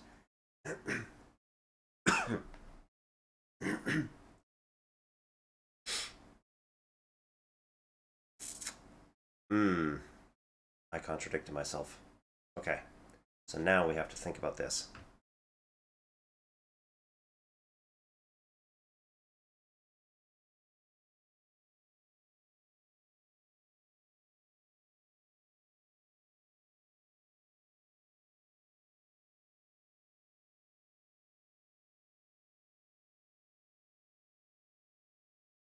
Hmm.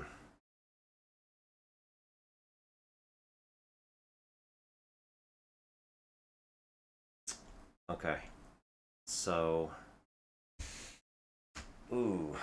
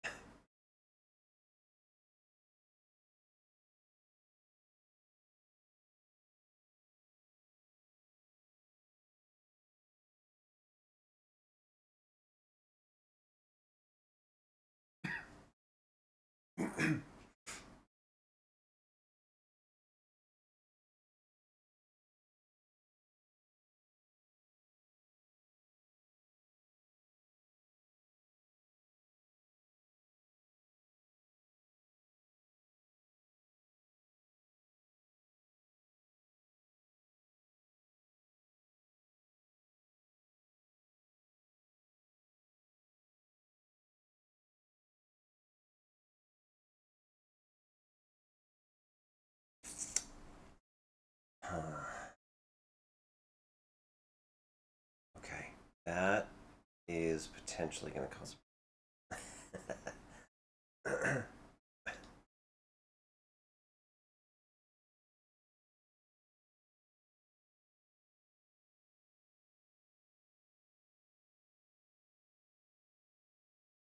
We're going to switch.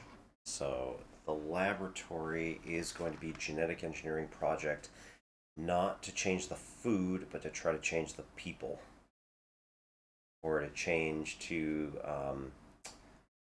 ah bioengineer bacteria.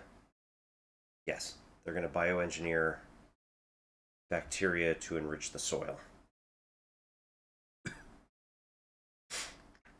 Appropriate.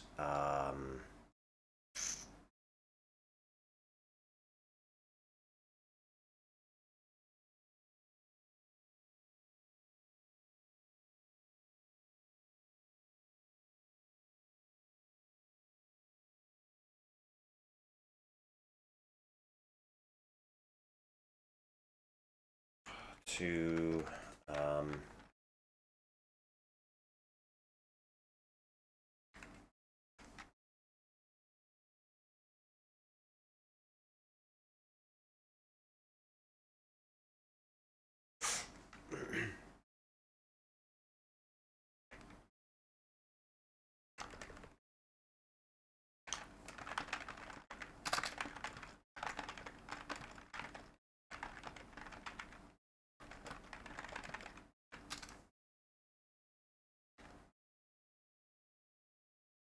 Okay, so we're doing bioengineering at the laboratory, which was kind of my intent. In chapter 12, this is actually I'm kind of blatantly stealing something here, but eh. Um,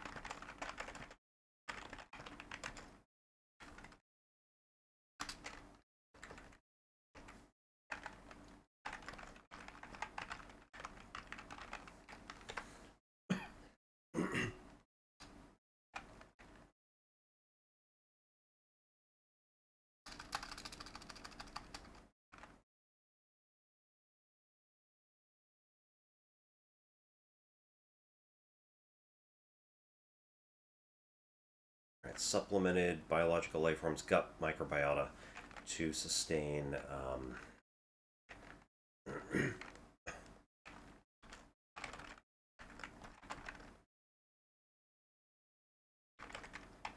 Eh,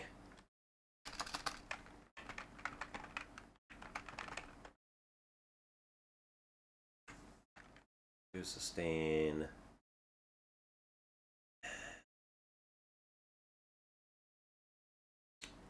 and enrich. I mean, it's just the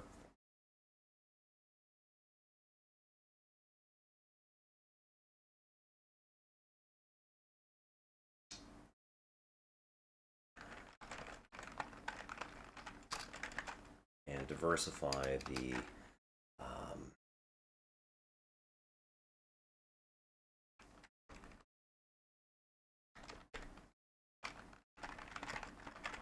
eh. Diversify local life sounds good enough. Um, okay.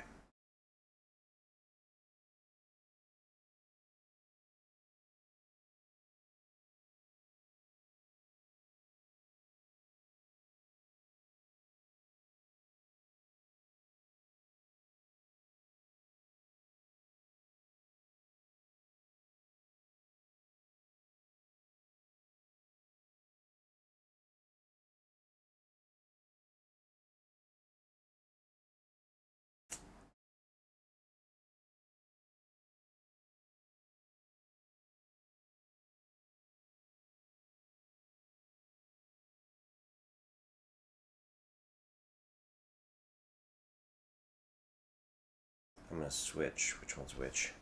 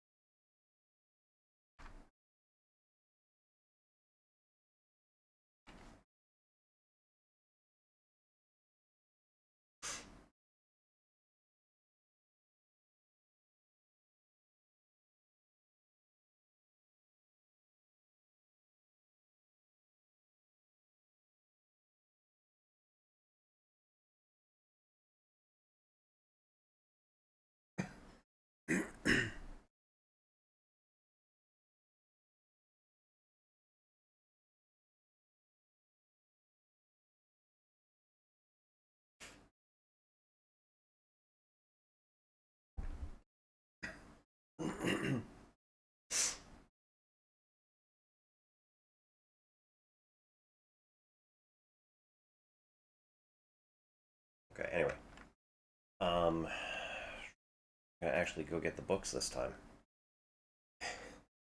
See if we can't come up with a couple of little things just to.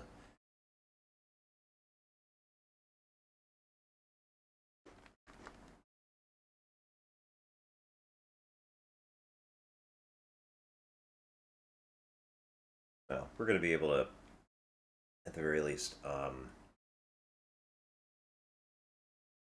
put the correct tests, difficulties, and the correct words that belong in the plaques. So, at any rate, thank you everybody for coming, and we'll be right back. 3 minutes. See you in just a little bit.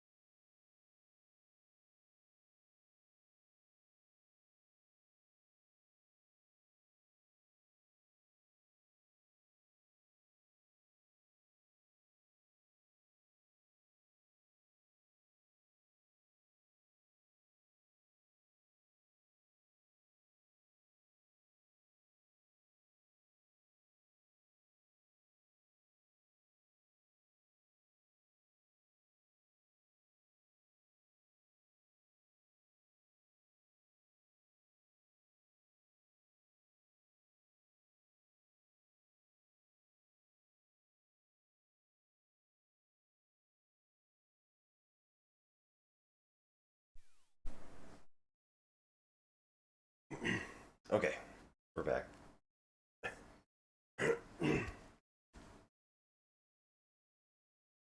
Okay.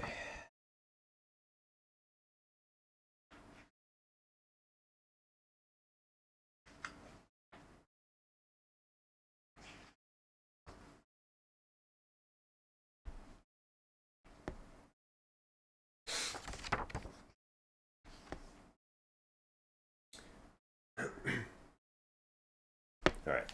So the words and phrases and letters here end up looking a bit like this. I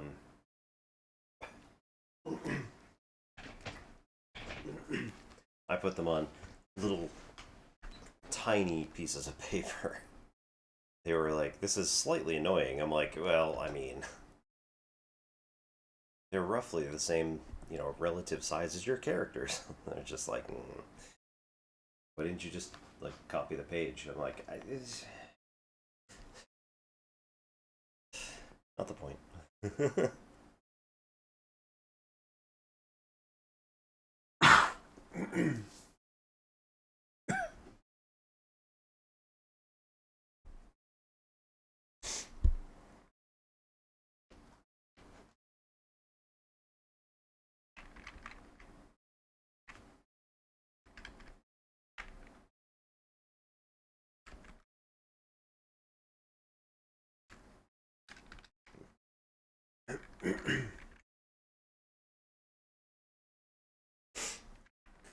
Words, respectively.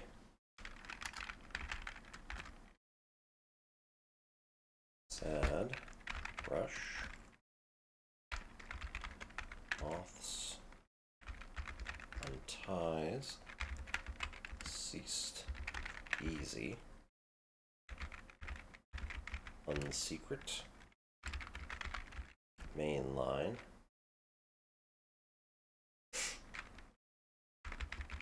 scones, skew.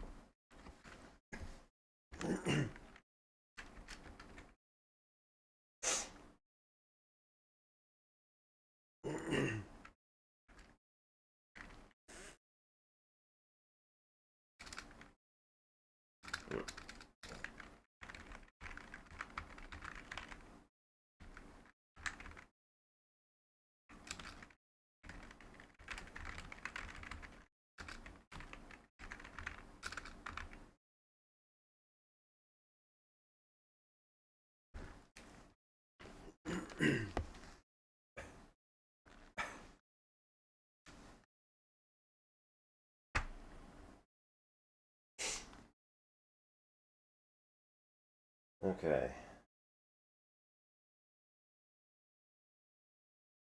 Man, this is a lot lighter.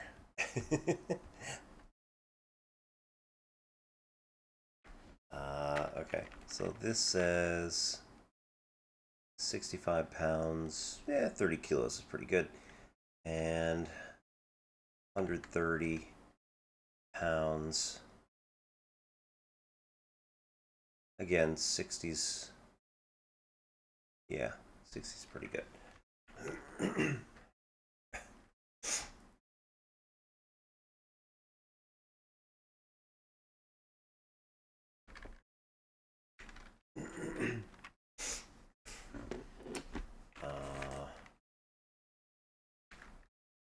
PCs must pass a strength might.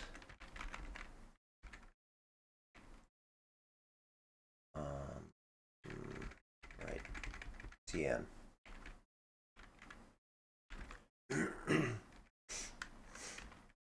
Target number 9, strength might check to move.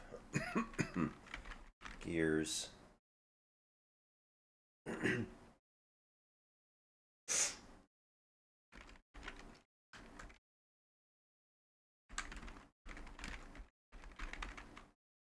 And remember their actual like height above the ground.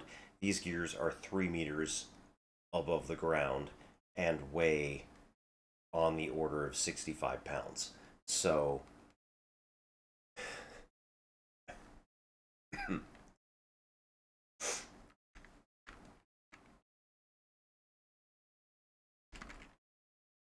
and a TN.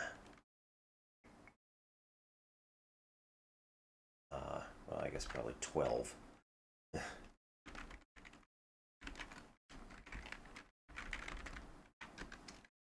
Strength might check to move the plaques by themselves.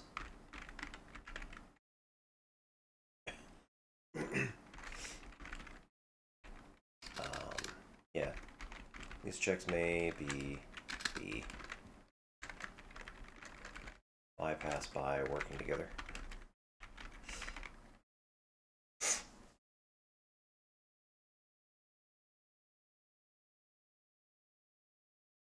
Okay.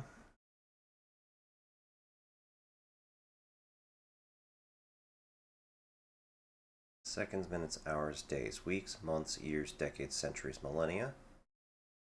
Seconds, minutes, hours, days, weeks, months, and weeks, months, years, decades, centuries, millennia.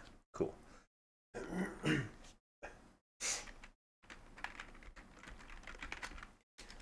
PCs may notice there are metal contacts on each pole, gear, and plaque. Placing them on matching poles around the room, PCs will hear a whir and click if the correct letter and word are matched regardless of location.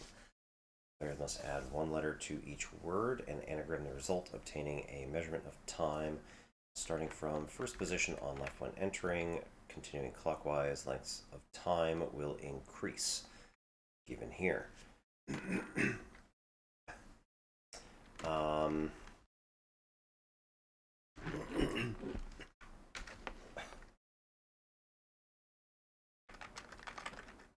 If the party asks for a hint, check, ability,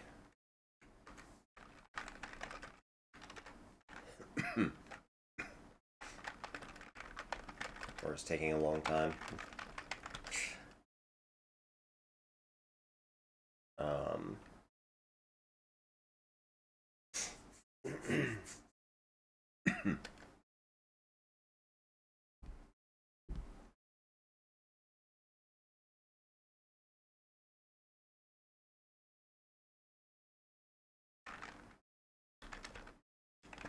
TN11 Intelligence Cryptography.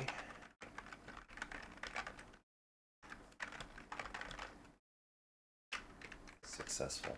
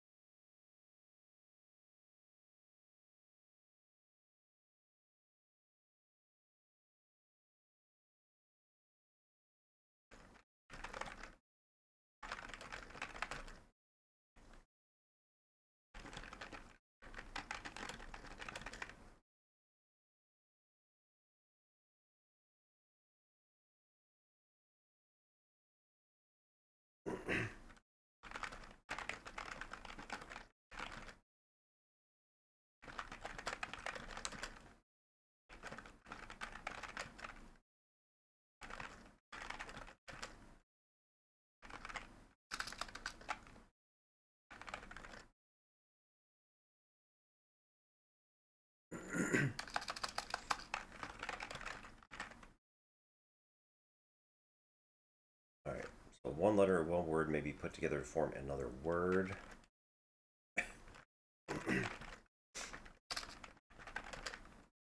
The entire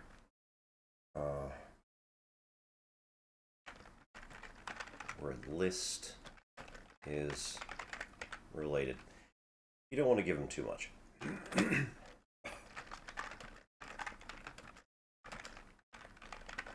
High success may yield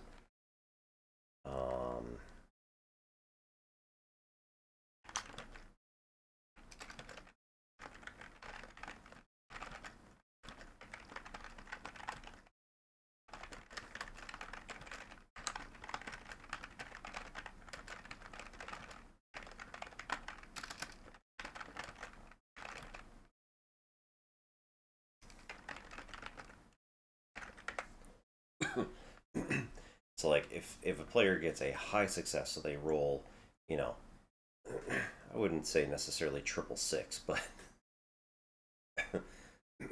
they're rolling really high. You want to give the players the ability to win without just being like, my character finishes the task. Ta-da! Because otherwise it feels like it's cheated. or they feel cheated of the experience of winning.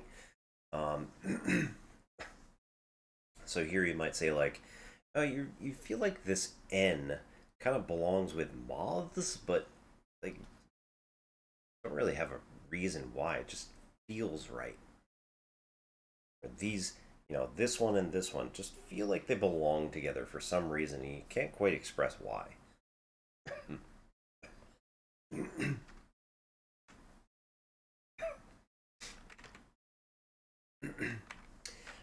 When all gears and plaques are placed in order,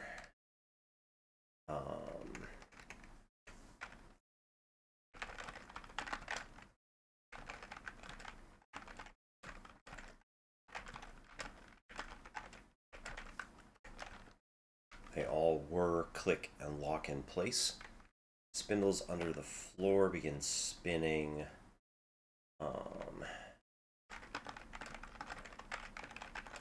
Faster and faster.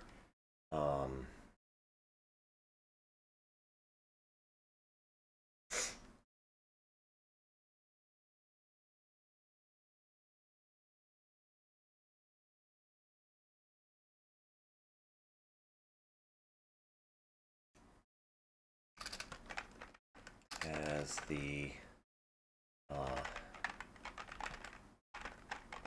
elevator ascends.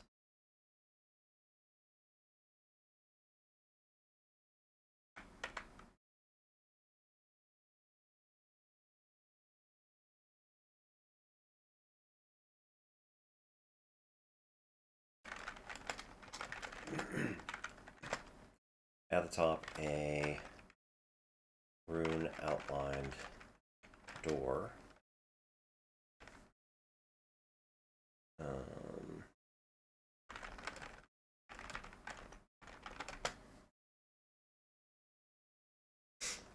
Opens to reveal a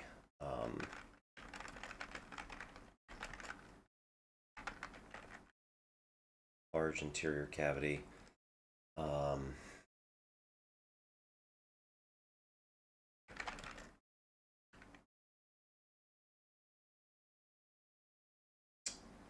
That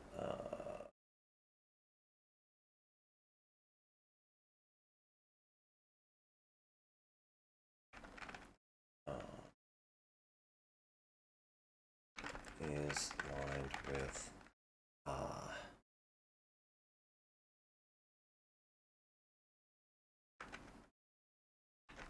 meter tall steps.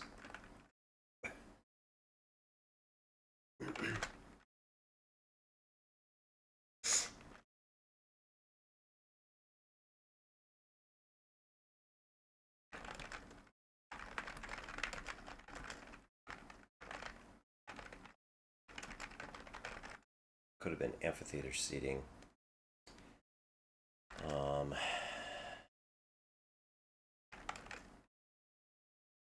Cut through by a path leading directly from the elevator to a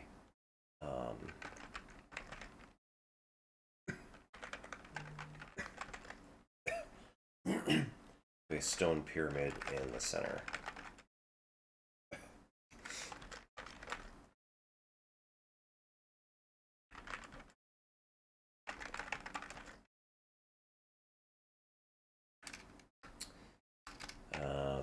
You look, roughly straight ahead.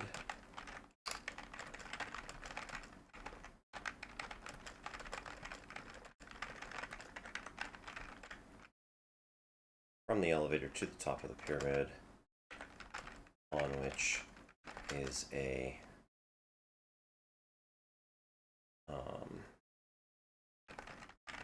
staff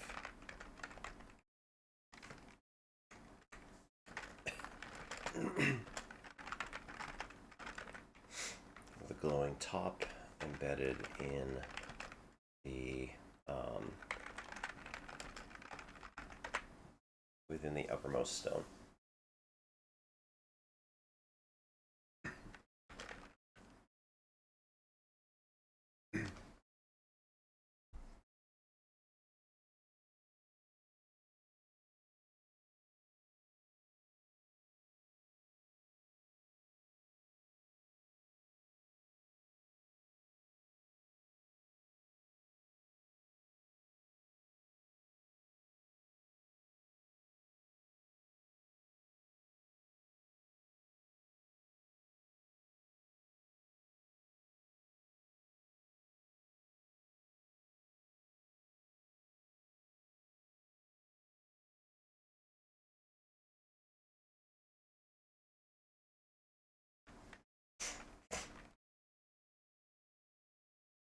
Hmm.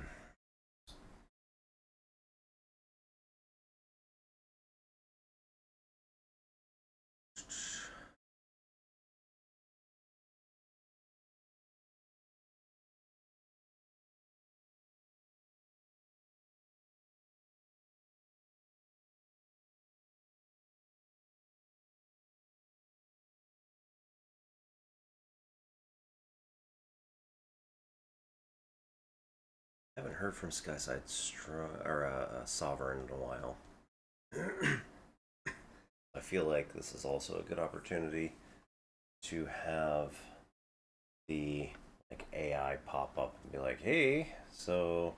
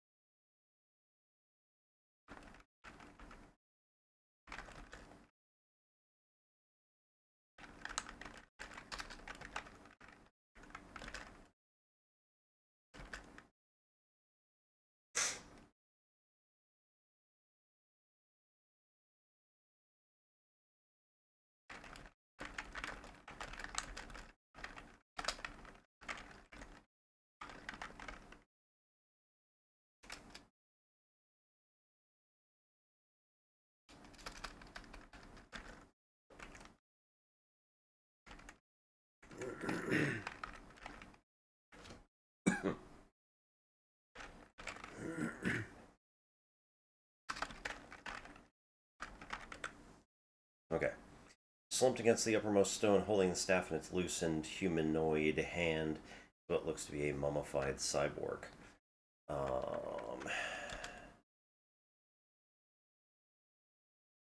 As SPCs approach the nope.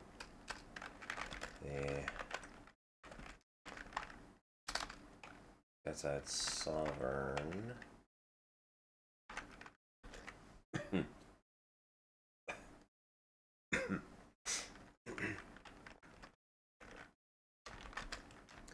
Pipes up.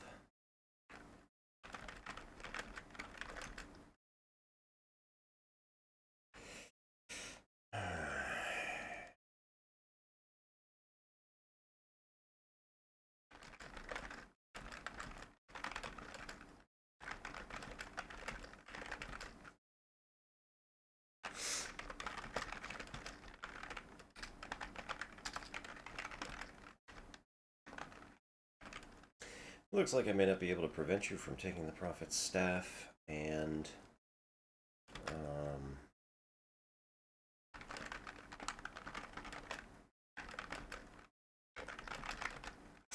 Bring ruin upon the world once again.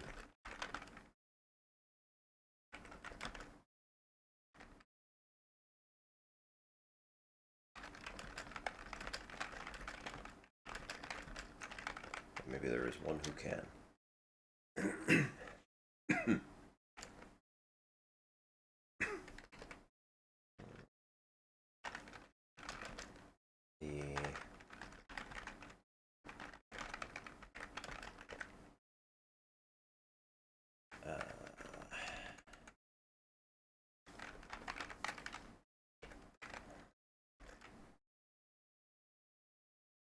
Cyborg stands up.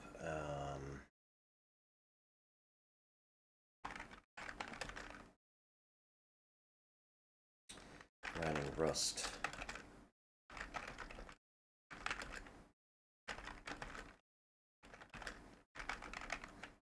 Between some gears in its knees.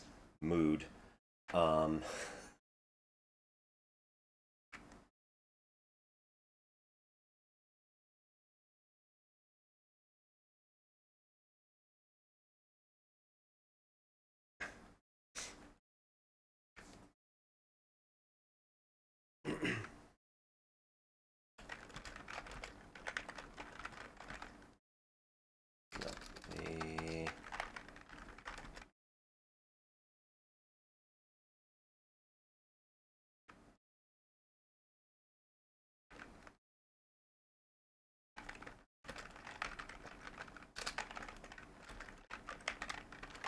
Cyborg cannot communicate yet.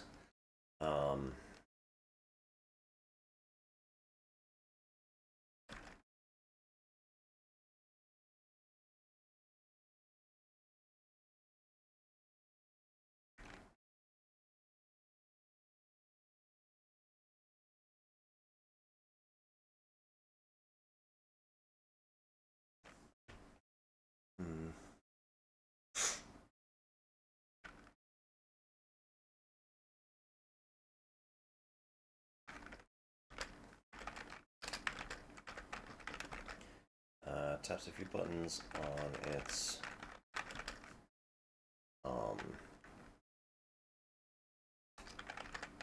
wrist pad.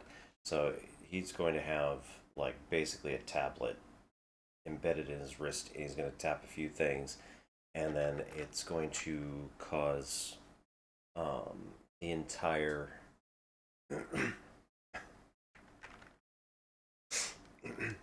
the entire pyramid to like have force fields come up over each of its rows or each of its tiers as it goes up.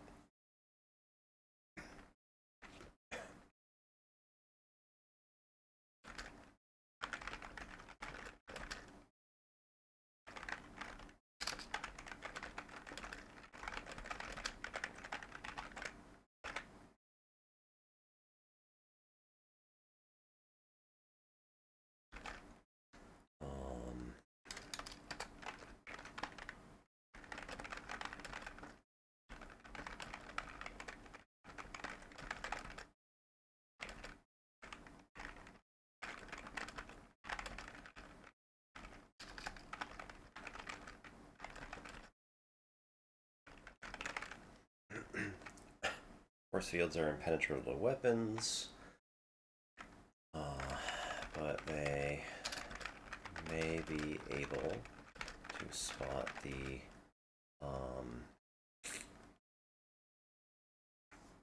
generators.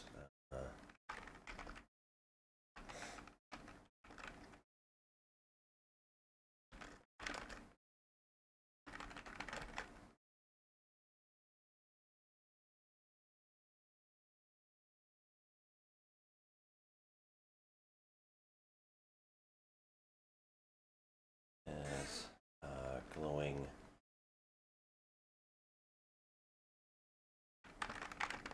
glass in 2 meters of their current location by moving at 1/4 speed.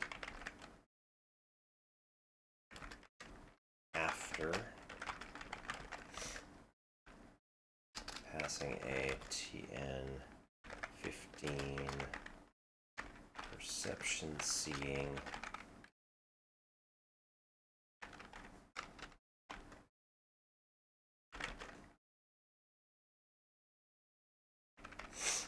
Or intelligence, scientific lore. Check. I think that scientific lore. Oh, wait, I have that up here. I think scientific lore also is an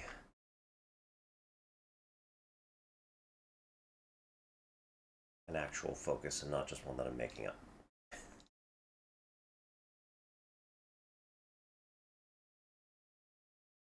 Or techno-fantasy.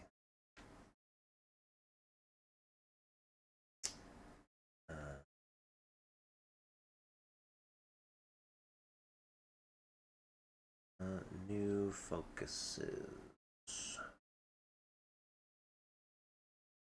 Techno-fantasy focuses, page 11.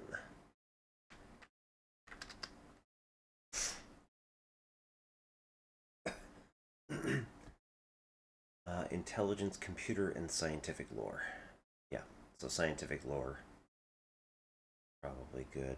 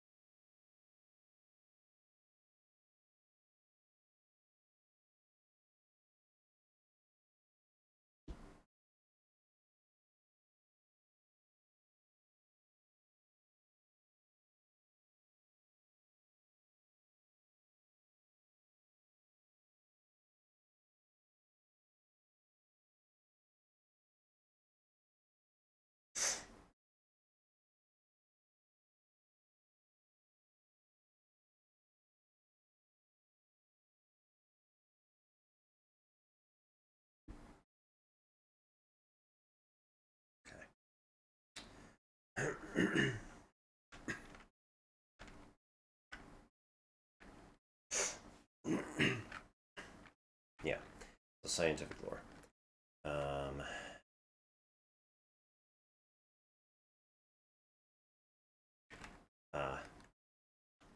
Current location.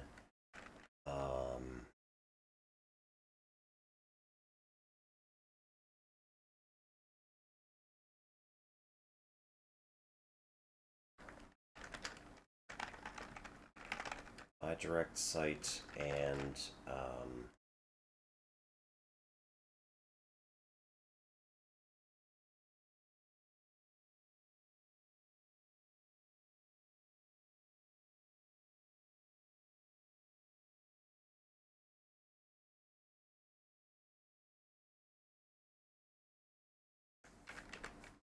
glass panels. Direct site and not around corners.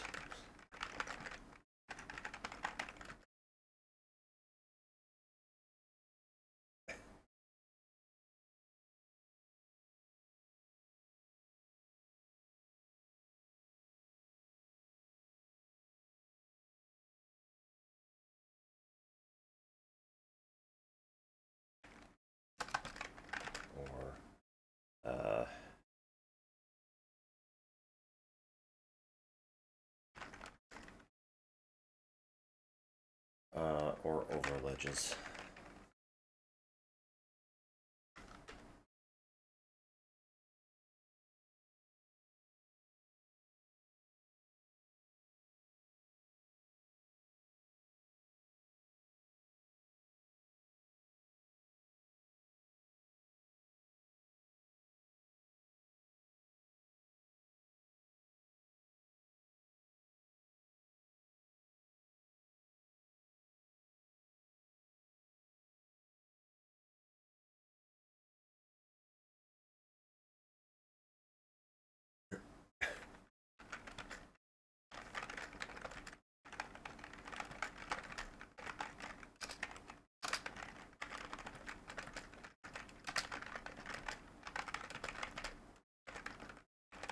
If they contact any force field by walking into the downhill side of it, they will be thrown to the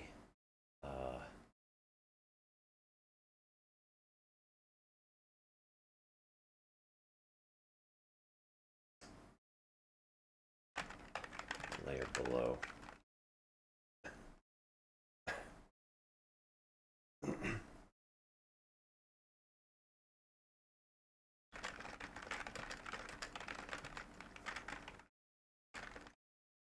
Through any other force fields uphill side.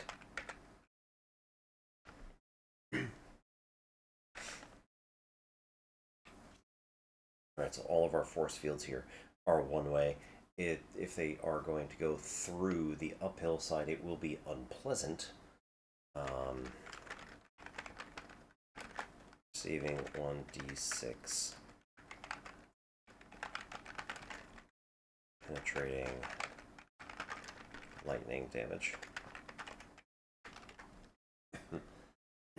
So, hurts like hell isn't necessarily going to be life-threatening. However, if they've sustained enough damage off of the previous fight and or if they're also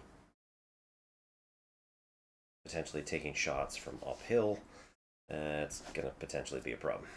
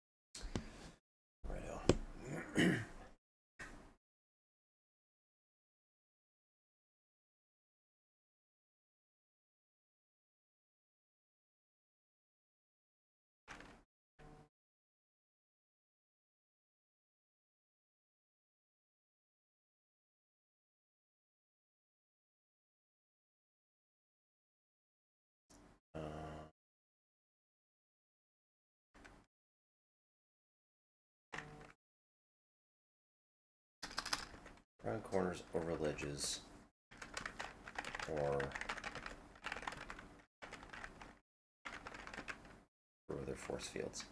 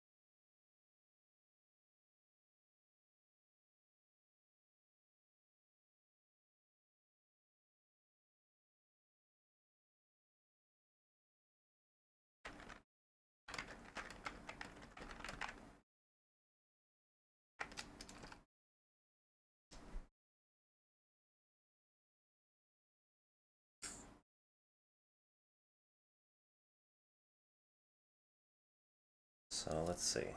If this is let's imagine this is going to be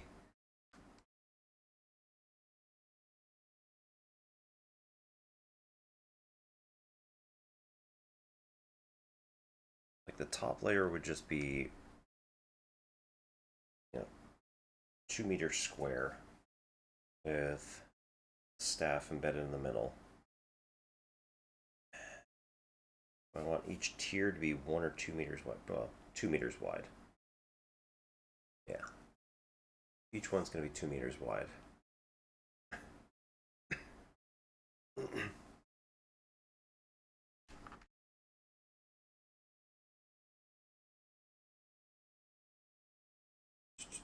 So 2, 4, 6, 8. But I don't want that. Still want it to be. Still want it to act when when I'm generating a maze. Yeah, I'm gonna generate a maze. I want these all to be 1 square big.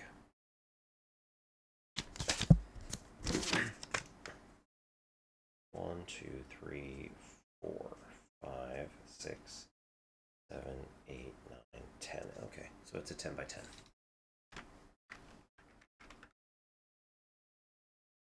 Oh, inner width can be 2.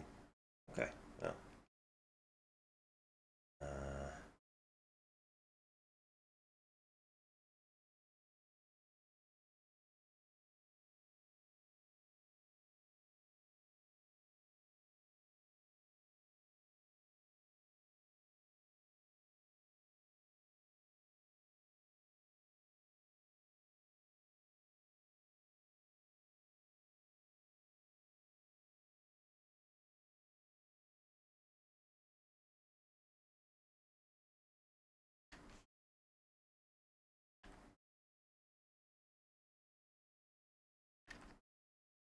just the same thing? No.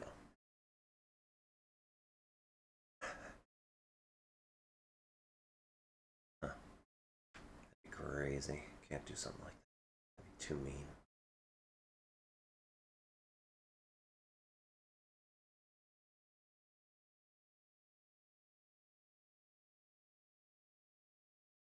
Huh.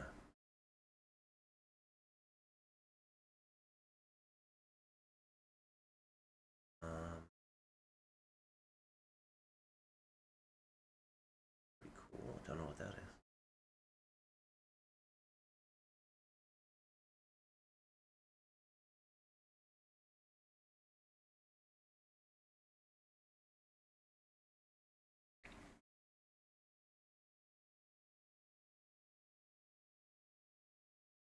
Yeah.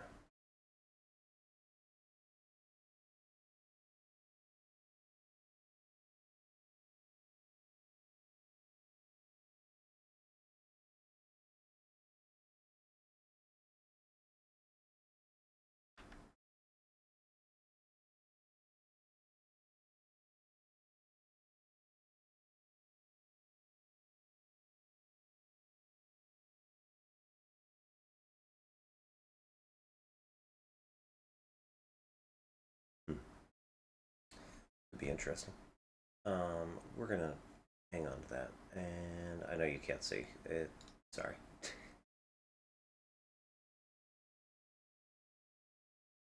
Hey, David Jones Show.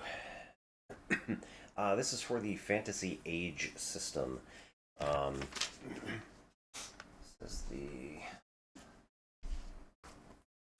core book.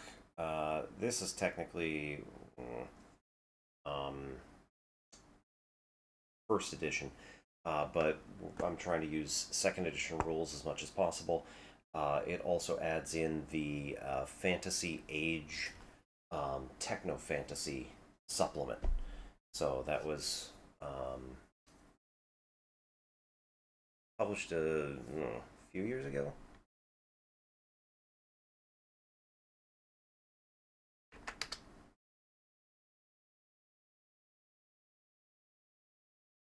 Um, Fantasy Age.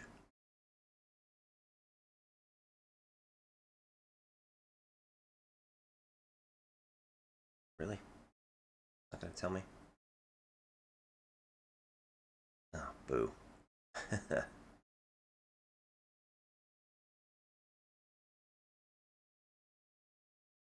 No? Hmm. Interesting.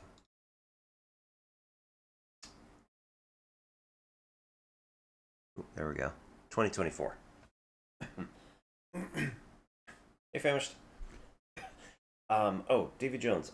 If you want, there is a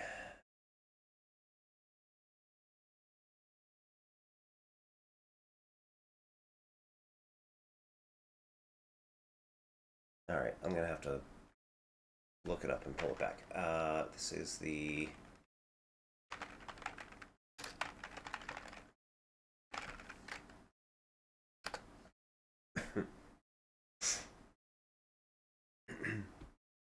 in 2015. Will Wheaton hosted on Geek and Sundry a game of TitansGrave with Hank Green, Laura Bailey, Allison Hayslip, and Yuri Lowenthal. That is the. Good question.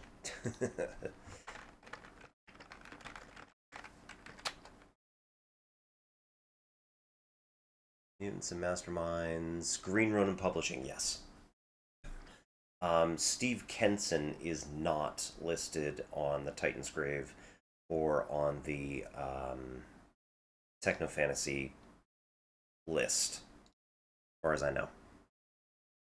Nope. Steve Kenson is on Techno Fantasy, but I don't believe he was on. I'm gonna eat my words on this too, but it's fine.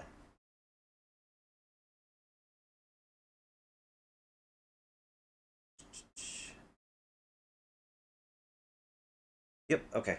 So he's a member of Green Ronin staff. So he was listed on Bestiary, second edition. Oh no, first edition. Okay. Cool. I just apparently didn't notice his name. Damn. Yep, and he's in TitansGrave as well. So yes, Steve Kenson of Mutants and Masterminds fame.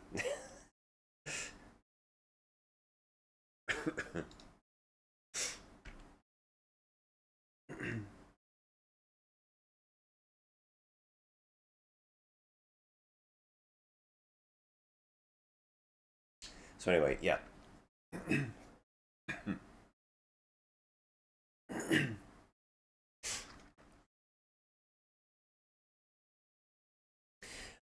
What Famish is talking about, we do we do math here on Mondays and Wednesdays. So Monday is usually like math communication Monday. So we talk about things that are happening in the field, various other things. So like if I've come up with any sort of interesting new ways of teaching stuff, sometimes I'll throw that out here. It doesn't happen very often. And on Wednesdays, we do math calculations. So we do all sorts of stuff. Currently, we're working on cracking the GRE, which is the Graduate Record Exam, for anyone who's interested in learning the material for the GRE. That'll also be on YouTube.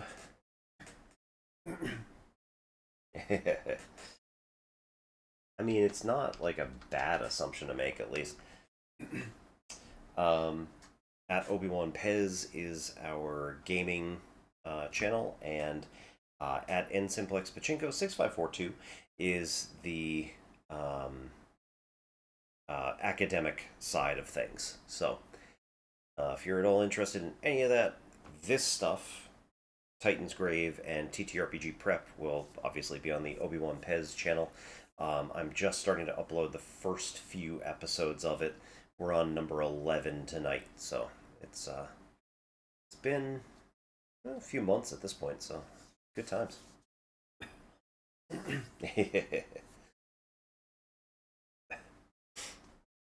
Well, welcome on in. We do all sorts.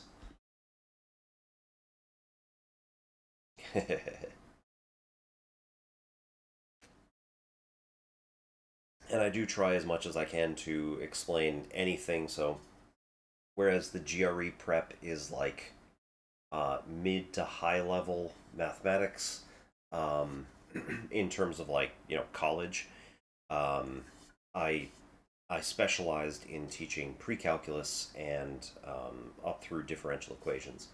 So, if anybody has any questions on all that stuff, I am very happy to answer anything. Yeah, good times.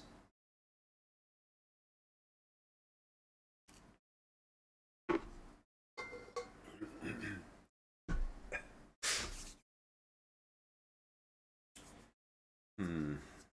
Okay, so we're getting pretty close to the end of our third hour, and I think that's probably when we're going to call it for the night. Um, I have some random other stuff I'd like to do in um, Elite Dangerous before I go to bed. Not a whole lot of time, but you know. um, and then I will, tomorrow, I think, we're going to go through and do a mass um, completion of like all of our little Tashader sector colony projects that we're working on. So I have returned back to the bubble, and I have now got a ton of, I mean, 25,000 tons of um, metals that I'm putting into the various locations. So it is slightly tedious, but I'm doing most of it off of stream, so you know, good times. I left 1 ton as a um, as the amount left on one of them, and I'm going to do the same on another one tonight. Just by leaving 1 ton left, the idea is that all I have to do is tomorrow run out there with a small ship, throw 1 ton of things in there, complete the building, and then it'll show up. And then we leave, go to the next one, and it becomes, you know, pops up and hooray, everything's great. We'll see how it goes. I was working today with a um, somebody's website, which was able to tell me like what would be the best thing to put in these particular locations, what would give us a boost to any of the particular markets in, you know, these locations. So yeah, it's working all right. We'll see how it goes. This is why I'm doing this in like my original home system, because I don't know what I'm doing, and that way eventually I can move out to further locations, you know, deeper in space, and do some cool stuff. So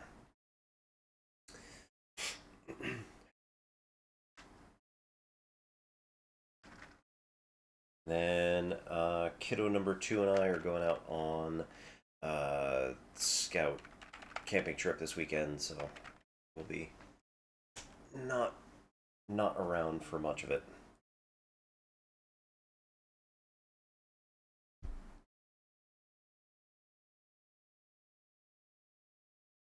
So when you don't see me in other people's channels, that's why.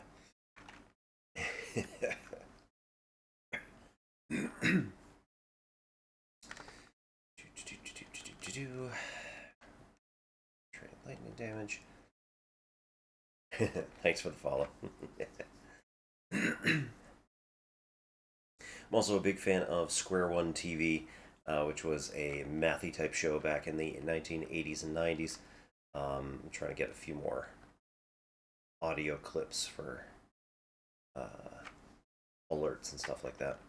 It'll be a while.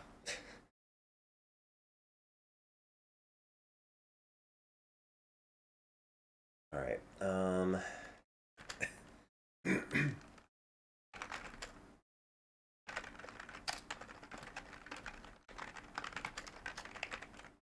The cyborg is Arnon Reed, famed um, human engineer from Chaos Wars.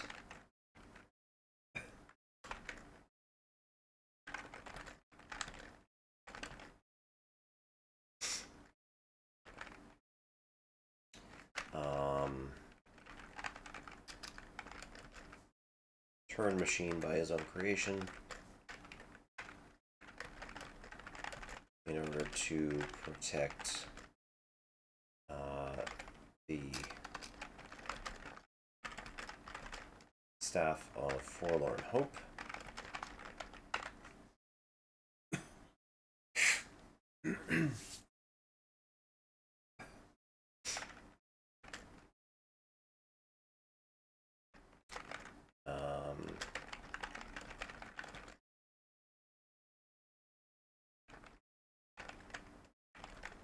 Any character with knowledge of read.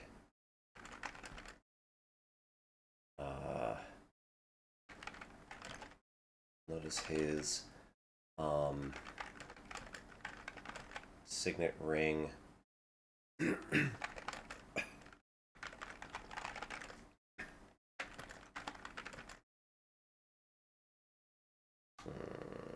When engaging in melee combat and passing a TN 9. Perception seeing. Check.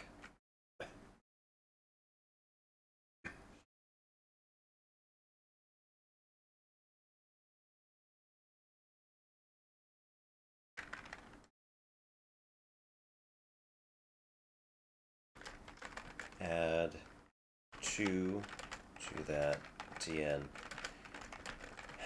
to see the ring for every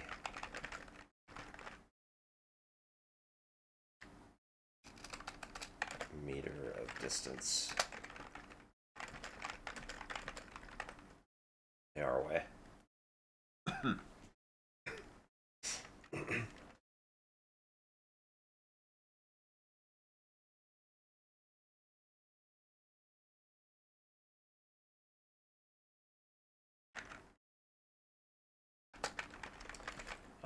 Reed will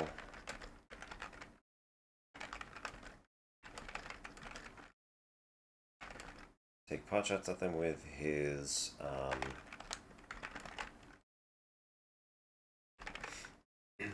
cyborg arm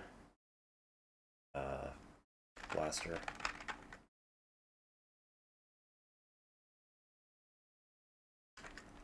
Opting to skirmish away if he earns any stun points.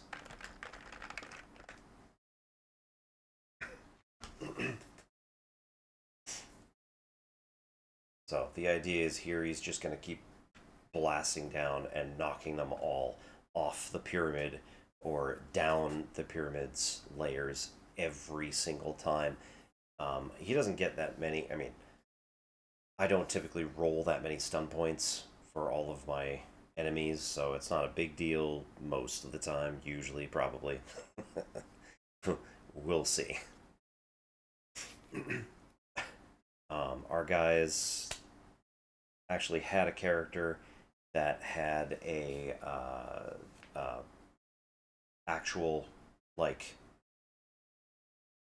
I rolled that we did one round of melee combat and then I rolled and he got a 555 and I was like, okay, well, he notices, he like looks at you and stops and he's like, is that you? And the Orion at the table is, you know, the one that he noticed and now knows that, like, this is his friend from years ago. How'd that happen? Who's this guy? What is going on?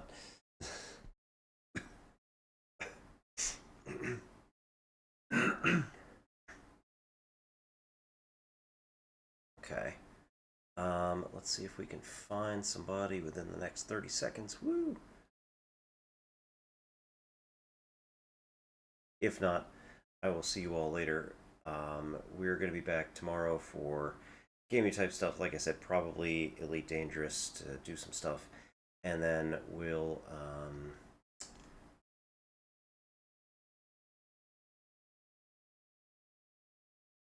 go, yeah, we'll go see some interesting stuff. We'll probably do BG3 the week after. We'll see how it goes.